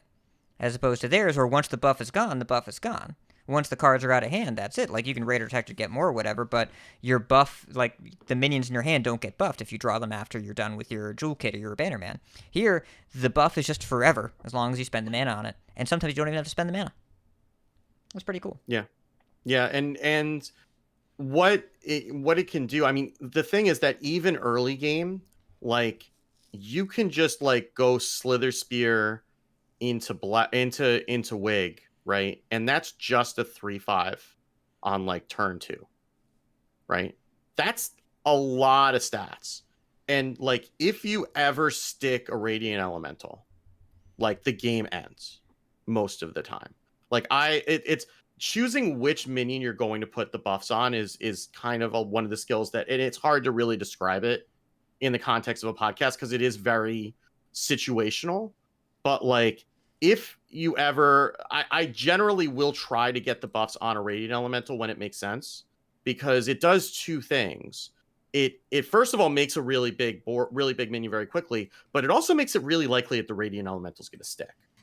And if the Radiant Elemental sticks and you get a full turn of full mana with a Radiant Elemental, especially if you have 2 Wigs in hand, that is a metric ton of damage, especially if you get to work a Volition. And by the way, you get extra Volishas from Amalgam of the Deep not infrequently. So I've had games where I've played 3 Volishas in a turn. Cool. Stop. No. And yeah. I'm guessing the game ended that turn. The game did end that turn. I don't know if it ended. They might have had a taunt. It might have taken an extra turn, but the game effectively ended that turn. Yeah, it's you could go off pretty hard given the context. You can also run out of stuff if you're not careful. Like, there are situations where you will just, like, use your opponent will have removal. You'll go big. They'll have a removal, and then you'll kind of sit there and draw for a couple turns because you don't find a Naga. But the way that the decks are getting refined, that happens less often. It's kind of taking out a lot of the non-Naga, non-spell cards, and even the spells that are in there are getting curated to make sure that like Thrive of the Shadow hits Wig, because if you don't keep the chain going, the deck kind of falls off, and then it's very hard to get back on. Like the Monsanto's list was running Stormpike Aid Station, and Hat and I have had probably way too many conversations about that card in the past week, and whether it belongs in the deck. And I eventually acquiesced to take it out. But I mean, because Stormpike Aid Station, when it goes off, is disgusting in this deck because it just makes all your stuff stick. But you can also get it off of Noggling, and that is just fine too, right? So you don't need to run it in your deck. And the times when you draw it and you don't need it, it's not great. But what are you putting in instead of that? More Nagas. Generally Queen's Guards at this point. Queen's Guard was one of the cards that was in, and it came out because very often it's just like a 2/3. Because you're usually playing it before the Wigs. But it's also just a Naga, right? Sure. We've been trying Serena Bloodfeather in one of those slots, because sometimes when you get into the mirror, you get against a rogue or whatever, you get outscaled, and that kind of helps you get, some stats back and kind of get the opposing minion a little bit smaller. So that's been situationally useful. Mancrick's gone in and out of the list. I don't like it, but some people like having the 3/7 available off the Thrive. He gone. Yeah. I was talking with someone about Serena today, and they're like, "How's Serena?" I said, "She's okay. Works sometimes. I don't have strong feelings about her." And they said, "Sounds like Serena," because that's Yeah. been the story of that card every time we played it. Like, if you don't have it, please do not craft it. I'm trying it out. Yeah. Queen's Guard is fine. I would rather have a better 2-mana Naga or any Naga to play there. It is better than Aid Station. It can be a River Croc. It can be a Totem Golem. There have been, you can have. A lot of this comes down to if you have Slither Spear. You'll hear that a lot because that card, it's the only 1-mana Naga, and turns out the Mana Worm is really good in this deck. But if you go turn 1 Slither Spear, turn 2 Coin, Wig, Queen's Guard. Queen Guard's a 4/5. Like, that's obviously good, but you don't always have Slither Spear, Coin, Naga, or Coin, Wig. If you always had that, the deck would be even better than it is now. So a lot of times, if you have it in hand on turn 2 and you have a Wig, just play it on turn 2 and be, kind of not happy about it, but do it anyway. You can make it a 3/4 if you want to, but don't coin it out unless you have a Wig. Save the coin for something useful.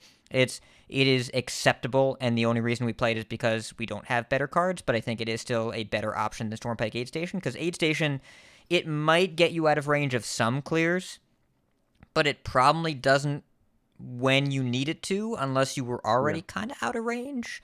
Like, it might get you out of range of Shield Shatter, but probably not Shield Shatter and Shield Slam. It won't get you out of range of Entitled Customer quickly enough. It definitely doesn't do anything against Xyrella or Shard of the Naru. And the base cost is 3. 3 mana is too much mana. So it's a lot in this deck, yeah. Yeah. It's not a bad card, but the Thrive thing kind of tips it over the edge for me of I don't really want to play it because I don't really want to hit it off Thrive ever. And there are times when I play it, but that's in a lot of board-based battles, and I think that as people are learning the deck, they realize you just kind of win those anyways. And Devour does plenty if you're trying to shrink enemy board stuff too.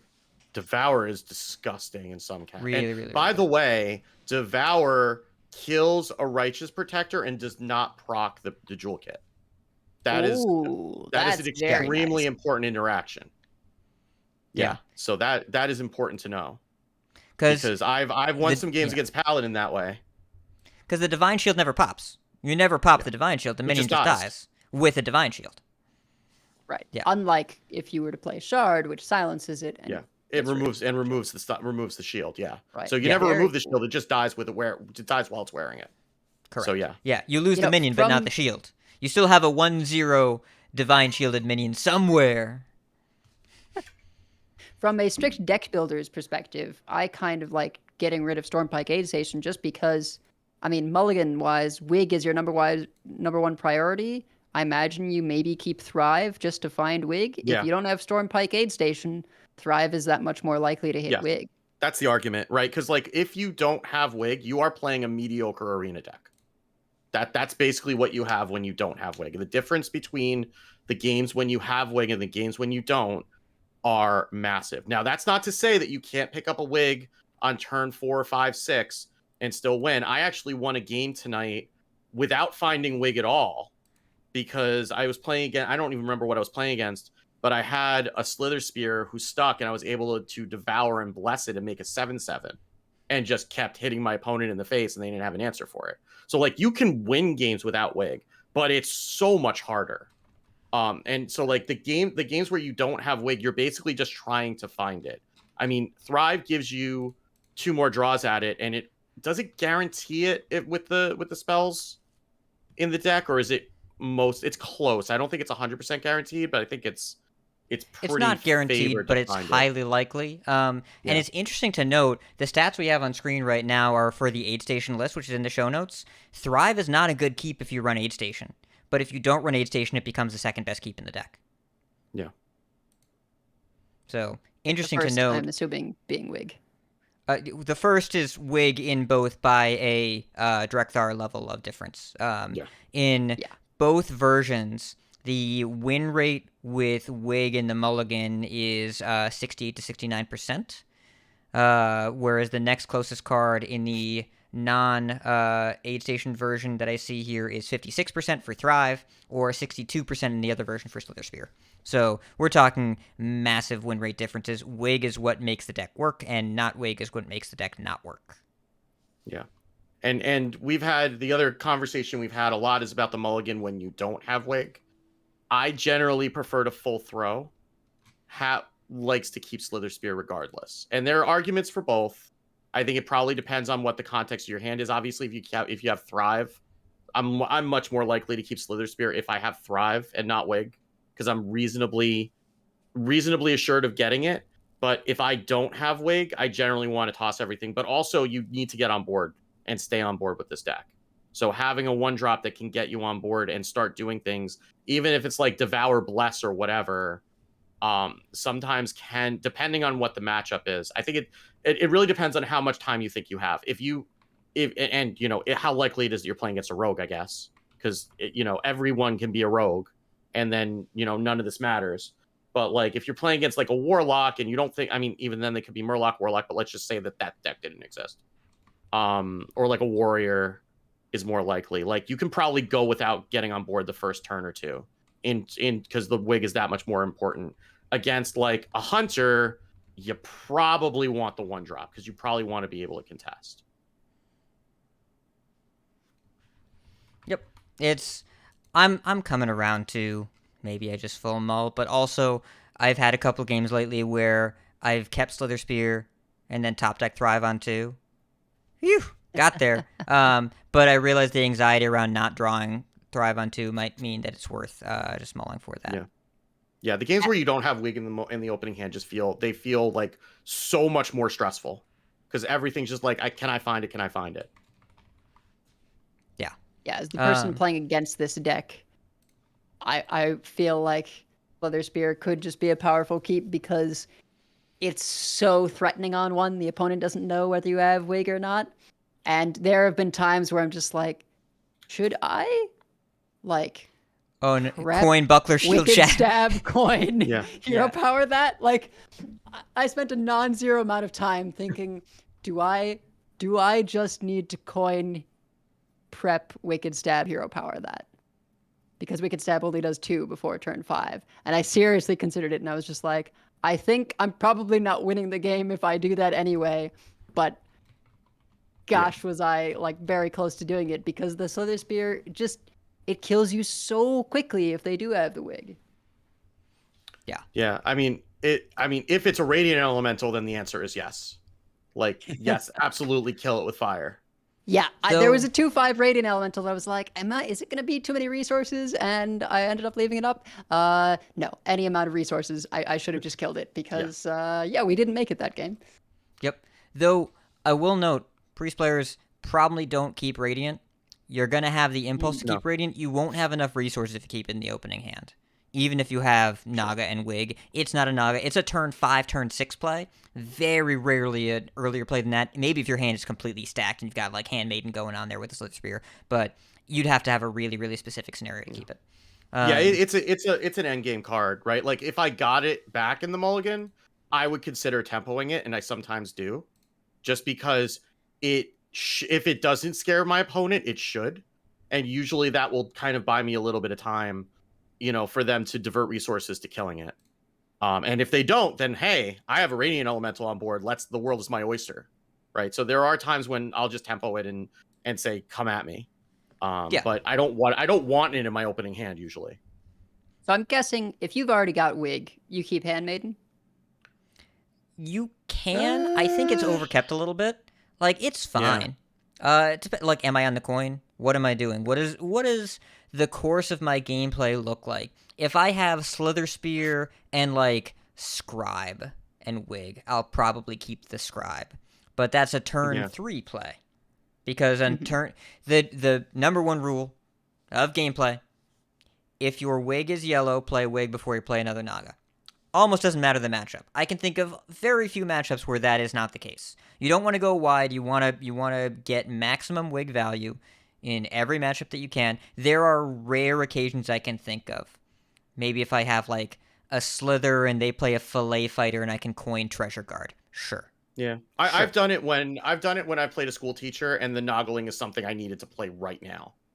Like Yeah. that's and I don't have the mana to be able to play the Wig first. Like that's almost the only time that I've done it is when that's the case. But yeah, if I have Wig, I generally want cheaper Naga, and Handmaiden's a little bit too expensive because I'm holding on to Handmaiden for a while before I want to play because I really do want to get the battle cry off of it.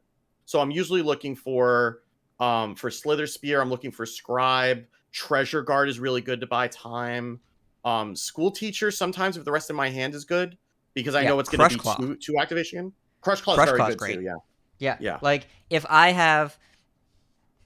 Every single time I talk about this deck, if I have Slither Spear, if I have Slither on turn 1 and Wig it on turn 2, I want Crush Claw. But then think about how big your hand is going to be, right? If my opening hand, the 3 cards, go first, Slither, Wig, Crush Claw, I draw a card on turn 1, I'm not going to play it.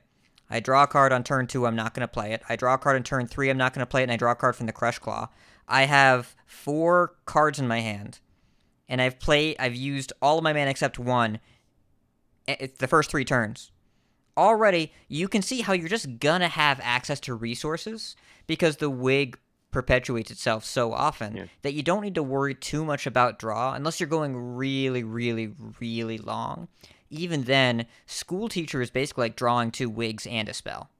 And it's really great in your control matchups. I mean, you've played against it. It just makes you think, crap, I gotta deal with all that stuff. Because if you don't kill the 5/4, then it's actually secretly a 7/8, which is large. And if you do kill it, just the next thing that they have in play, it just goes forever. So and the next thing is gonna cost 1 mana, which means they're gonna get to do more things in a turn. Yeah. Also, and I guess while we're talking about Crush Claw, if you don't have Wig, coin Crush Claw is a valid play because the coin is still a spell and will activate the Crush Claw. So remember that. Yep. So I mean, this is the gameplay stuff, and your play is going to be pretty similar in a lot of matchups. We'll talk about what matchups there are in general here, but a lot of it is just being aware of what removal your opponent has. One of the best matchups for us is any kind of minion paladin deck, because what kind of removal do they have? Nope, they don't. They have Samuro on turn whatever. And you got to be aware of Samuro, but what is it going to be, a 3/8? Who cares? What does that even do? Who cares? It kills one thing, kills a Nogling. Okay, whatever. Bump it to my Treasure Guard, and then shave down some health to let me play more Wigs before I kill you with Bless. Fine, whatever. That is a matchup where I'll prioritize Slither Spear though, because you do need to get ahead on board. Like if you can't have a hand of like School Teachers and Handmaidens against Paladin because you will fall behind too far, and then you're relying on like discovering Shadow Word, discovering like Shard of the Naru off of the Noggling in order to be able to get yourself back in. Because if they do bubble bot and you only run 1 Shard of the Naru in the deck, you can just get blown out if you don't stay ahead. But if you're consistently trading them off and like devouring their Righteous Protector, and then you can get ahead of them. But you have to have Wig and you have to have like early minions, like either Slither Spear or a Scribe. And they can't really deal with Najak all that well. There was a game I played yesterday where I just went Slither into, I think they did a turn 2 Radar Detector. I think it was Mech Paladin. They did nothing on turn 1. Radar Detector on turn 2, so like just the world is my oyster. I played Slither into some 2-drop, I think Amalgam. They played Mooncatcher, just like, okay, coin Najak, good luck. And then you just take their 4-2, and you just hit them with it. So like whatever they do, who cares? Yeah. Just hit them with it. And then you can just buff get the away. Najik too, right? Like Yeah. that's what I generally do when I play the Najik. That becomes my carry because I want that to stick around unless I'm trading off whatever I like. If it's a null and I trade it off, I don't care. But if it's something that I want to keep around, then that becomes my carry because now I get to keep buffing its health. So if you don't kill it right now, and how is Paladin doing that outside of exactly Samuro and a really really buff Samuro that early? Then it's just going to get bigger and you're never getting your minion back. Yeah. So, you want to be really, really aware of what removal you're playing around. That is the most important thing. If you're against a Abyssal Warlock, 4 damage your first breakpoint on turn 3. You have to play around Drag Below. You have to play around that. So you just got to get out of range of 4. If you're playing against Warrior, out of range of... on turn 4, you have to be out of range of Outrider's Axe, of course, but even if they trigger Axe, you need something that survives a Shield Shatter. It might not survive a Shield Shatter Shield Slam, but if it's turn 4 and they got to go Shatter and Slam, thrilled. Fine. We'll run them out of stuff. That's no big deal. If you were against a Priest a little different. First of all, avoid having your stuff damaged if you can, including your own face. Use your hero power, because Gift of the Naru enables Xyrella in a really major way. And if you can keep your minions at a full health, then Xyrella doesn't proc in large enough to kill the stuff. Also be aware of how much face damage you're dealing, and make sure to heal your own face. Rarely their face. Remember that if Desperate Prayer heals for 5, or even if they hero power after they heal for 7, that's usually okay. If it's larger than that, then you should plan for a board wipe, and you will face Global Silences. Those don't kill your minions. So just keep the chain going nice and slow, nice and easy, because if your minions stay in play, it doesn't matter if you have to wig all over, because you don't have to wig all over. You get to wig all over, and it's fun. Just don't proactively bless in that matchup. There are some matchups where you can, where they just can't do anything about it. If you're against any Warlock, if you can get above 11, right, 10 or 11 by turn 6, where Entitled Customer guaranteed cannot kill your stuff, and you are faster than Gigafin, get him. Get them. You'd have to worry about 1 Starfish, and otherwise you just get them. Yeah. And it probably goes without saying, but do not play Wig if it's green unless it's for lethal. I think we said this once before, but it bears repeating.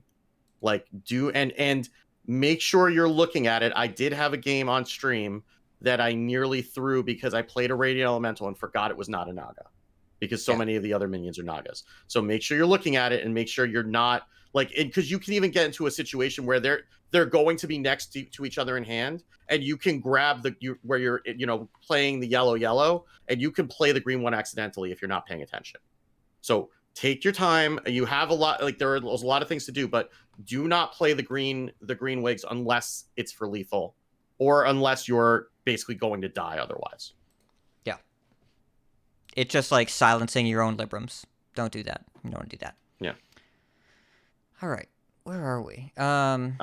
We kind of talked around a lot of this stuff without even looking at the notes. So, well, we got through it. Writing it down is the most important part. So, a quick note on Najak: if you get sharded after you Najak their thing, you keep the minion.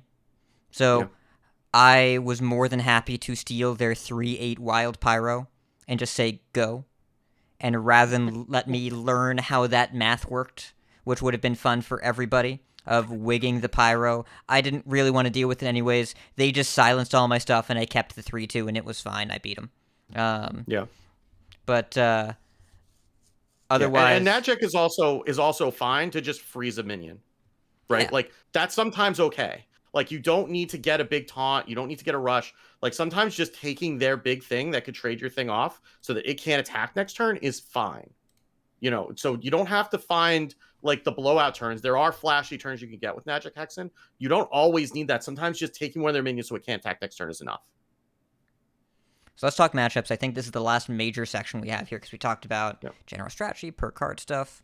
And really, I want to emphasize the point, when you're playing this deck, it usually doesn't feel like a math deck. It can be a math deck on your lethal turns, but the rhythm of just play the yellow wig and keep the board large enough, you're playing your opponent's removal, and you're playing the mechanics of your deck, but it's not just sitting there thinking about numbers most of the time. Now, when you have a big butt minion and a bless and devour in hand, you should probably do the math. You should probably think about it. Yeah. But most of the time, this doesn't feel like I'm constantly doing garrote rogue calculations or whatever. I'm not going to say it's easy to play, because it definitely isn't, but it isn't the kind of thing where you're constantly just doing arithmetic every turn. So you don't have to worry about that, because it's mostly about building a board and making strategic decisions as opposed to calculations. Yeah, I mean, usually, like, if you see a board that looks like it's worth devouring, you probably should play Devour. Like, that's because, like, even if it's not lethal, right? Like, if there's like 6 minions on board and you devour, like, that's just going to make that minion that much harder to remove. So it's usually worth it, even if it's not removing a lot, right? Like, you don't necessarily have to, like, add up the numbers unless you're going for lethal and you want to know if you should play your green wigs or not. But, like, this looks like a lot, I'm just going to devour it, and then we'll figure out the rest of the math later, is usually good enough. I think the best thing about this deck for me is that I have seen so much less Boar Priest. Oh, yeah. Because Yeah. if you are trying to target Warrior, maybe it's not as polarized in favor of this deck, but it's most of the way there, and you get to not play Boar Priest. So that means you just don't have to worry about all that. And that deck, I don't know, maybe its potential is really, really up there, but this just seems so much more appealing and like welcoming to play to most people that now I'm very happy that when I see Priest, it is probably this or Rogue. Yeah. And yeah, it's way better. It's more forgiving too, right? Like, if you mess up, if you make one mistake with Boar Priest, you're done. You lose, right? Yeah. And like I've won a lot of games by just that I shouldn't have been favored against Boar Priest by just playing it out and waiting for them to mess up, and it usually happened. You know, at super high ranks, that's not going to happen, but whatever. But this is a lot more forgiving. It's, you know, as long as you're not, you know, throwing away your wigs, then you're probably going to be able to make up for a misplay. Yep. Yeah. You can trust both of us. We've been practicing the misplay Yes. part. And you'll make a lot of them. You will make Yeah. plenty of misplays. Like, you can go watch my VOD from Monday night. I threw, like I said, I nearly threw a game by playing the green, you know, the green wig, and still managed to win by finding the other one. But it was a lot longer of a journey than I would have liked. Yeah. More content. So, to give a quick matchup rundown to close out this section, because you've been hearing a lot of Priest talk for a while. Those of you old school Priest players probably love this stuff. Those of you that are just learning Naga Priest to do something different, we'll get to the point. So, the things that we demolish, anything that we can consistently get under that doesn't have damage agnostic removal. Slow druids, we destroy slow druids. Ramp and Anaconda in particular, they really can't keep up with us. And minion-based paladins in particular, assuming that we get some minions down, those are really, really favorable matchups. Mech paladin in particular is really good for us. We get to play Shard, we get to take their stuff, we get Samuro, we're faster than them, just everything about it. It's very similar to how Beast Druid or Aggro Druid got to just go under paladin all the time and win. And Samuro isn't even good enough here because our minions are huge. So play to the board early, get him off the board, and push face damage. Anything that we can outlast or outscale, we usually beat. We've talked about the Boar Priest, Control Warrior, Curse Warlock matchups multiple times. If you are against Warrior, probably save your Najak for the Nelly boat. That's yours now. Enjoy it. Make sure that you buff the Najak once so that Shield Shatter doesn't kill the Najak, and then they'll have to get through the taunt, and then you can enjoy your 3 new pirates. Hopefully one of them's a smite. And they've probably used their Shield Slam or their Onyxian Drake by that point. You're hoping, because that's the one way they would deal with it. But they've usually had to deal with something else by then. That's what you're kind of hoping for. The other thing you can take is Raid Boss Onyxia. She has Rush. Don't forget to attack with her. We lose to things, or we can lose to things that get on board faster than us, often if they have from-hand damage. Thief Rogue is somewhat unfavored. Not crazy unfavored, but somewhat. If you get turn 2 Nold and turn 3 Prep boated with Gone Fishing, you're probably going to lose. It's probably going to happen. They have damage from hand, they can be challenging, you can't really deal with the Swordfish, you only have a couple treasure guards, they can usually deal with it. If they don't have Knoll, then you can often win. If they do, you can win sometimes. If they have Knoll into a bunch of 3/3s that you can't deal with, you'll probably lose. Yeah, I mean, you can't steal the Knoll and trade off something else. That's a way that you get back in that matchup. There's also Samuro Bless is also another way that you can get back in the matchup. Usually you have to Merc Warrior Scribe into that to get it early enough. But remember that Samuro Bless is 8 damage AoE. So you can save it for that. It usually is too late if you don't have other stuff going on. But it's a way that you can get back into some matchups. Yeah. What else do we have here? No, Nagamage, you want to take the Siren. Yes, it's fun. Do that if you can. It's a Trollden clip every time. Every single time you get to do that. It's just the full Trollden. You'll run out of board space. It'll be fine. Use your Devours. It'll be okay. You can make a really, really big Siren. Yeah, it's very fun. And the thing that you lose to every time, if you want to beat this deck, dust off your Shamans, find your Snowfall Guardians. If you were the priest, your game plan is win by 5. Yeah. Because that's your option. Because we cannot deal with this even a little bit. We can't slow them down. We can't stop them. We can't silence our own stuff. If they have chain freezes, you're done. That's it. Sorry. Yeah, I mean, you can get, like, a focused will off of Noggling, but then you're wiping out the buffs. So, like, even if you can silence... there are edge cases where you can silence your own stuff, but it doesn't help that much in this deck, because, like, so many of your buffs go away when you silence your own thing to unfreeze it. You're probably better off just trying to silence their stuff so that, it goes down to just being a 3/3. But what can end up happening then is they go, okay, cool. I've done all my turns of freezes. You silence them, so they're just 3/3s. Bio, kill you. Yeah, basically. It's miserable. Yeah. So, if you want to beat this, play Burn Shaman. More people should be playing Burn Shaman. Fun deck, you get to do all sorts of stuff, and it's better than it seems. I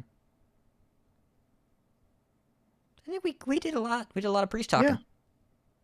It's fun. I mean, I have, if you go to my stream, which is twitch.tv/wickedgoodfm, I highlighted a few games against a few different matchups. So you can go take a look at those in my videos, and you'll see how you can play against some of these different matchups too. You can also just watch the whole VOD, but I pulled out specific games that seemed interesting. So you can go in, if it's easier for you to see how to play a couple games, then you can do that. And I also have a turn 4 lethal, so that's also a thing. And sometimes that just happens. Yep. At turn 4 lethal is priest. What a time to be alive. Yeah, it's being able to and those games feel rare, but not never. You'll see crazy screenshots where, like, I can't believe this happened. Having played it, like, it's not usual, but I can believe it. Yeah. So, yeah. I think that's going to do it for Wiggsplanations. Hello, Bodicus. He's in chat. I leave the show for a few weeks and come back, and you're all talking about Priest for explanations. Look what you made us do! We did it to lure you back. Being the quintessential priest main, we wanted to make sure to have content that would appeal to you. I think it was more like... might have to play this one. We'll see. Yeah, you should try it out. I think you would enjoy it. At least for a few games. I think you would enjoy it. I want you to play it. I don't know if you'll enjoy it. Yeah. I don't know. I mean, it's a burn deck. You're just burning with, like, a minion, I don't know if I go that far. I understand what you're trying to do. I don't think that's accurate. Okay. Yeah. It's more like a mid-range combo deck. No, I'm not going to do that now. All right. Well, we're going to wind down the show here, but we have many folks we would like to thank. Check out our thanks section on the website, coinconcede.com. You can find our contact info, our show notes, our patron information. You can support our show over at patreon.com/coinconcede. Join us every week live by following us on Twitch at twitch.coinconcede.com. Join our community chats in our Discord at discord.coinconcede.com or enter our email at coinconcede@gmail.com. Follow us on Twitter at coinconcede, as well as like, share, and follow us on Facebook at facebook.com/coinconcede. And if you would like some CC swag, heading over to our shop at shop.coinconcede.com. Big thanks to our producers, Number Theory, DogeDK, Proby1, Kresh, Cap, B-Squatch, David P, Fade to Black, Walu, Jeremy T, Bottle Caps, and Lucky. So, Coin Concedes. Shoutouts. Edelweiss, thanks for the raid. Doge DK, Baldwin Greg, thank you so much for the subs. Steve, you have anything you'd like to shout out? Not that word. I'm not going to say that word again. But I would like to coin concede to Dragon Rider just because she's awesome. No particular reason. Just This is a Dragon Rider appreciation time. So Dragon Rider's off is awesome. You should go watch her stream. She streamed for like a gazillion hour. Like I normally try to catch her stream when I'm in the rare moments that I'm between meetings, which is extremely rare lately. And I came back from picking my daughter up from work at the library, and she was still streaming today. So, she works really hard, and, go follow her and give her support. Yeah. 12 wins. That's 12 wins in heroic brawl, which is a lot better than my one attempt that I got to do before the show today. And the fact that it was over before the show will tell you pretty much how that went. Yeah. Edelweiss, Coin Concedes. Yeah, I mean, also to Dragon Rider, she threw me a raid today after that stream. Got to flaunt the 12 wins. Hopefully, I'll have one to show for myself as well. Been working on that with Mine Rogue, so Coin Concede Deck Tech made my week. I'm so happy to get to play this until it goes away, because inevitably anything Deck Tech likes gets nerfed. He is the canary in the coal mine. Every single thing he likes is just, they know to put it on the list of make this not a thing anymore. Except for coffee. That's already pre-nerfed. It's coffee. Yes, I named the deck Folgers Instant Coffee. So Mind Rogue is the best part of waking up? Is that what you're saying? I'm so disgusted I don't have a pun. That's pretty bad, actually. That's Deck Tech. I'm gonna buy you an AeroPress, buddy. We're gonna make this work. He all right. has a French press. He wasn't using it. It's Aero is it's a lot cleaner. I know what the easier to AeroPress. clean. I know what it is, but it's still he has a French press that he's not using. Anyways, Coin Concedes, my list is long this week. I've been super duper overwhelmed with life stuff, and so a bunch of people were really, really kind about rescheduling things. Number Theory, Magisa Griffin, Hidden Jester, Mad K, thank you so much for being flexible with me. Niha, thank you so much for coming on the BG's bonus episode that will not be released for a little bit. My bad on the audio. It's unforeseeable but and unpleasant. We'll fix it. We'll make it work. And thank you so much for being a great guest and for being patient with me. Second Dinner Team, thank you so much for the early invite to Marvel Snap. Having a good time with that. Coin Concede to Future Edelweiss for all the editing that she has already done. Thank you so much, Future Edelweiss. You're a bro. Thanks for that. And for my wife for also putting up with my time being super overburdened. It's been challenging few weeks trying to jam everything in a month into 3 weeks in rotation month when work is so demanding, but we figured it out, and then we're going to get to spend a week together. A lot of family time, so there's some ups and downs there, but the time that's not with family I'm really looking forward to at least, and the other stuff we'll find some upside there. So, keep calm and mull for wig, and if you see us on ladder, Coin Concede. Coin Concede. Coin Concede. All right. It's really going to be past Edelweiss by the time we get to that Coin Concede, because I'll already have edited it. She'll think of this as past hat thanking her. But future Edelweiss, I am speaking to her from the past. This is a message in the bottle. You cannot do that to me tonight. Like my brain is already exploding. Yeah. I'm gonna need to go get another cotton candy blizzard to cool my brain down after that. Oh no! How terrible! Well, I already had one today, so I probably shouldn't do that. It's 3:45. We're coming up on 3:50. Oh, I should probably. I think it's about 5 episodes away. Yeah, that's wild. It's pretty good. Yeah, I always forget. It feels like I just joined the show. I can't believe it's 350 episodes already. It just feels like I just joined the show. We didn't restart when you joined. We kept kept the numbers in perpetuity. I'm I never do 50. Like, I remember the last 50 milestone we had, Lorinda was on and say, hey, congratulations. Like, oh, yeah. That was a Well, milestone. you do like 250, and that's like, because that's like the 5-year mark, right? Other than that, it's Yes, it usually is. round numbers.